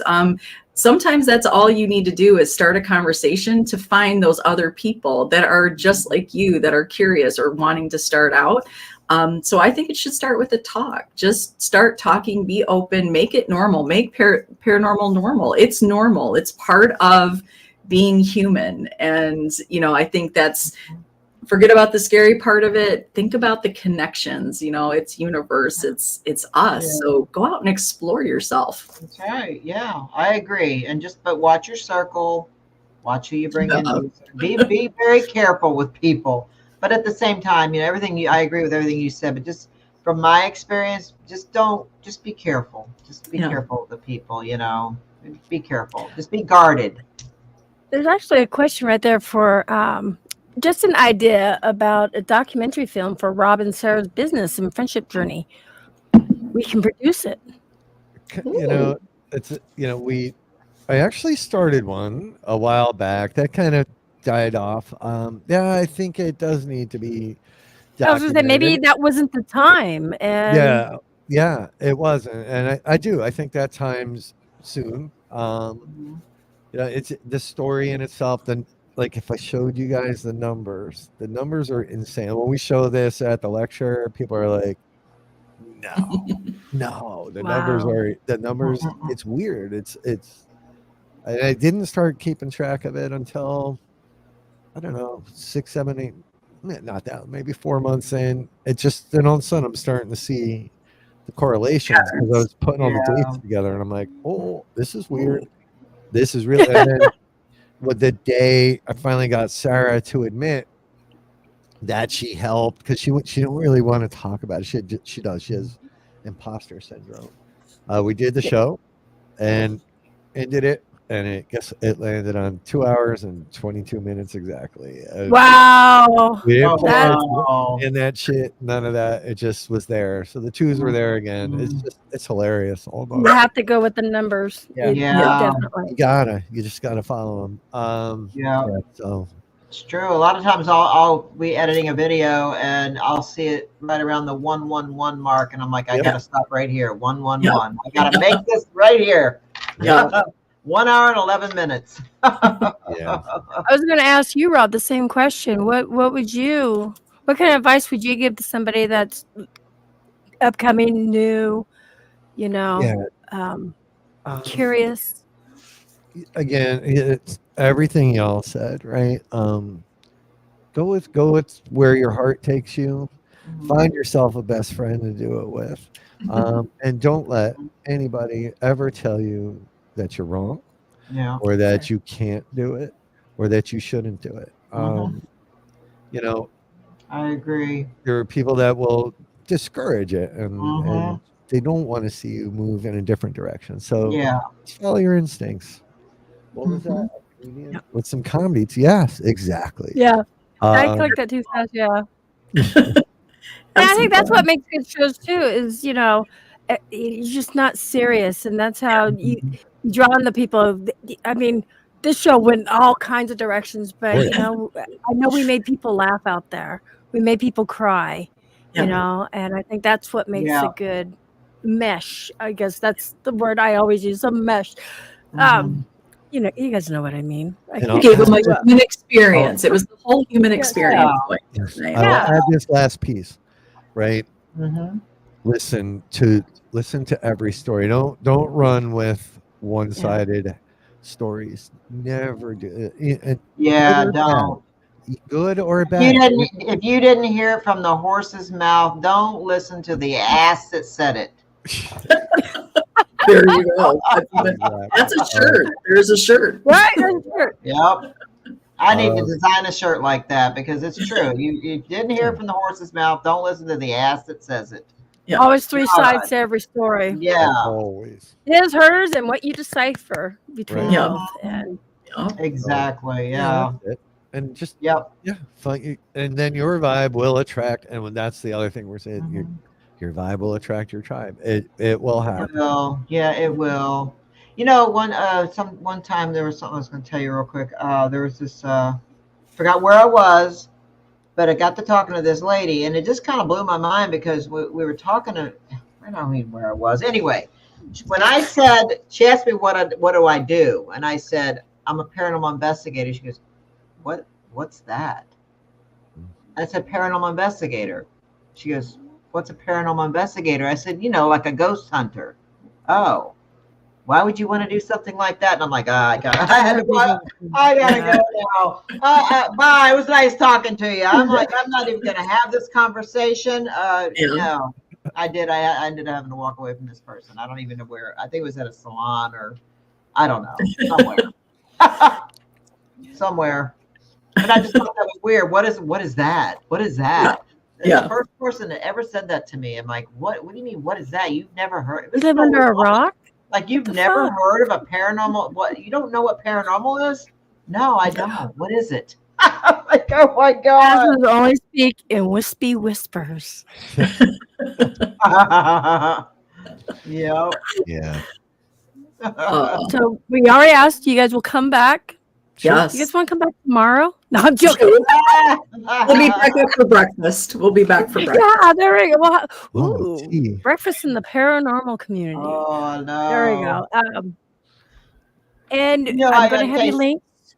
Go ahead, Patty. I was going to say one more thing real quick. Something else I thought of that I thought was kind of crazy. That you guys will too. And I'm not going to say this person's name. It's a psychic medium. He's pretty popular out there. Okay. When I saw this medium, he's really good. But he looks at me after we got to talking, and I was signing this book, and he asked me, what did I do? And I told him, and he said, he looked at me and he goes, you need to be careful what you tap into. And I said, I could say the same thing to you. Yeah. He did not like that at all. He looked at me and gave me this look, and he just kind of looked away to sign the next person's book. And I'm like, you didn't like that, did you? But it's true. You're going to tell me, be careful what you tap into, but what the fuck are you doing? Yeah. Uh-oh. Seriously, you know? Exactly. It's just like, wow, look what you're doing. You be careful what you tap into. Anyway, I just thought that was something I wanted to share with all of you. No, I love it. I'm a little crazy. Yeah, see, we learn new things. Yeah. I'll tell you guys backstage who it is. I like the guy. Yeah. Don't get me wrong. I They're do. like, I oh. got a great reading from this person. I traveled a little ways to go to and we got picked from an audience, but it was amazing. I'll tell you all about it. A lot of people are probably going to guess it because they saw the video because my daughter filmed it, but it was pretty incredible. But for him to say that to me, I was like, oh, I could say the same thing to you. He wasn't expecting that. Yeah. He was Yeah, not I'm the expecting me to say that. You guys think I'm psychotic? I'm not psychotic. You psychotic? I was talking to her. So. But I do want to thank you guys. I think Patty's going to be probably now my co-host. My husband kind of left me on all this, and Congratulations. Yeah. And also, Patty, I brought her because I was made general manager of Paralinks, and I brought Patty on board with me, and she's going to do whatever she wants to do. And you know how we were talking about like people who aren't doing the paranormal. Victor Santiago. I Mhm. asked him to be aboard with us, and he's going to be doing promotions. Awesome. And Bad to the Bone is going to be in my marketing. So those are the people I felt are going Yeah, to they're good at make that. the team. Angelina is And badass at marketing. She really is. Yeah. oh my That's God, my awesome. dog! Get off the camera. No. I see him. He's But- cute. So thank you guys. Thank you. It was great meeting Yeah. you guys. We I can This is still really nice talk meeting you. forever. That's the cool thing. But we'll have to have a part 2. Yeah. Yes. Yeah, yes. Yes, we'll do it. definitely. We'll do a slumber party one night. Oh, Yeah. that'd That would be. fun. Get everybody on. We'll stay up Yeah. all night. Tell stories. You know, we can have Yeah. somebody call in. Be like, call in and talk to one of us, and we'll tell you. Yeah.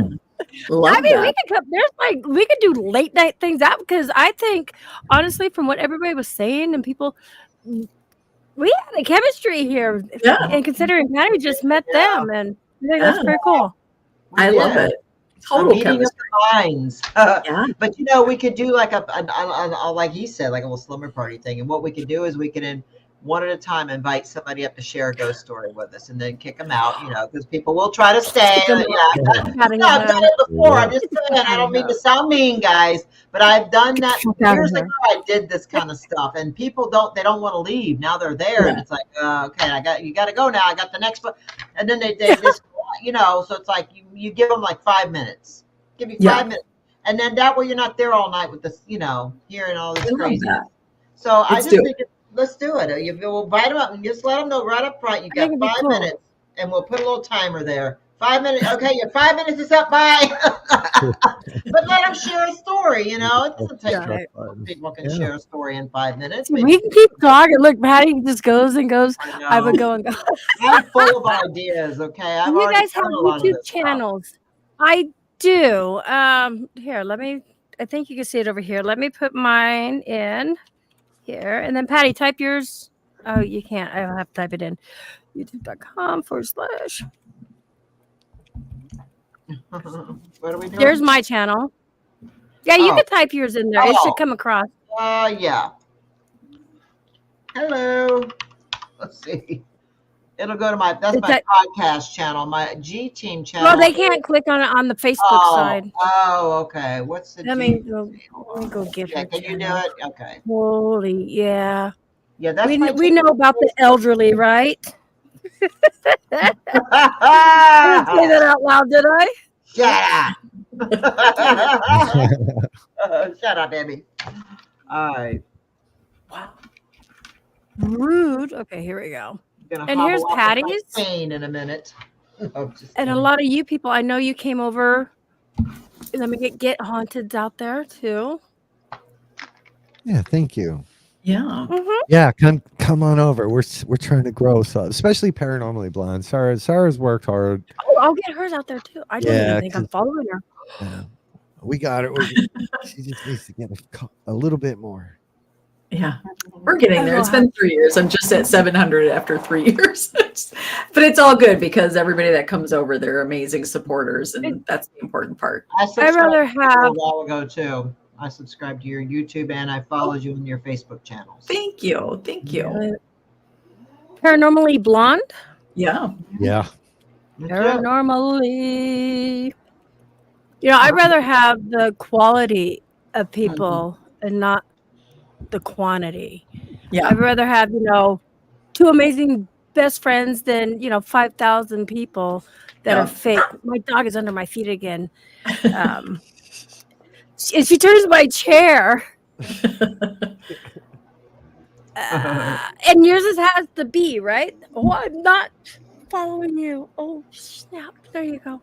I'm the 707. Ooh, 707. Ooh, look at that. I got a few Number. more. There we go. And now I'm going to drop this in here too. And so, yeah,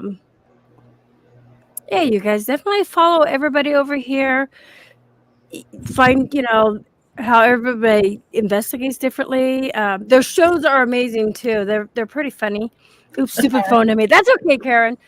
And I gotta catch your show, I guess, because I wasn't following you, Sarah. I'm It's all sorry. good. No, it's good. We'll have you on. We're going to reciprocate it because I think everybody needs to get to know everybody. So Yeah. absolutely, we will have you guys on, and we will continue the conversation. Yes, definitely. Yes. Sounds like a plan. It does. Awesome. And I don't have an outro, so I'm just going to like hang up on everybody. But you know, the cool thing I like about you guys, because this thing I say is like, everybody have a great night and peace out. Peace out. Peace out.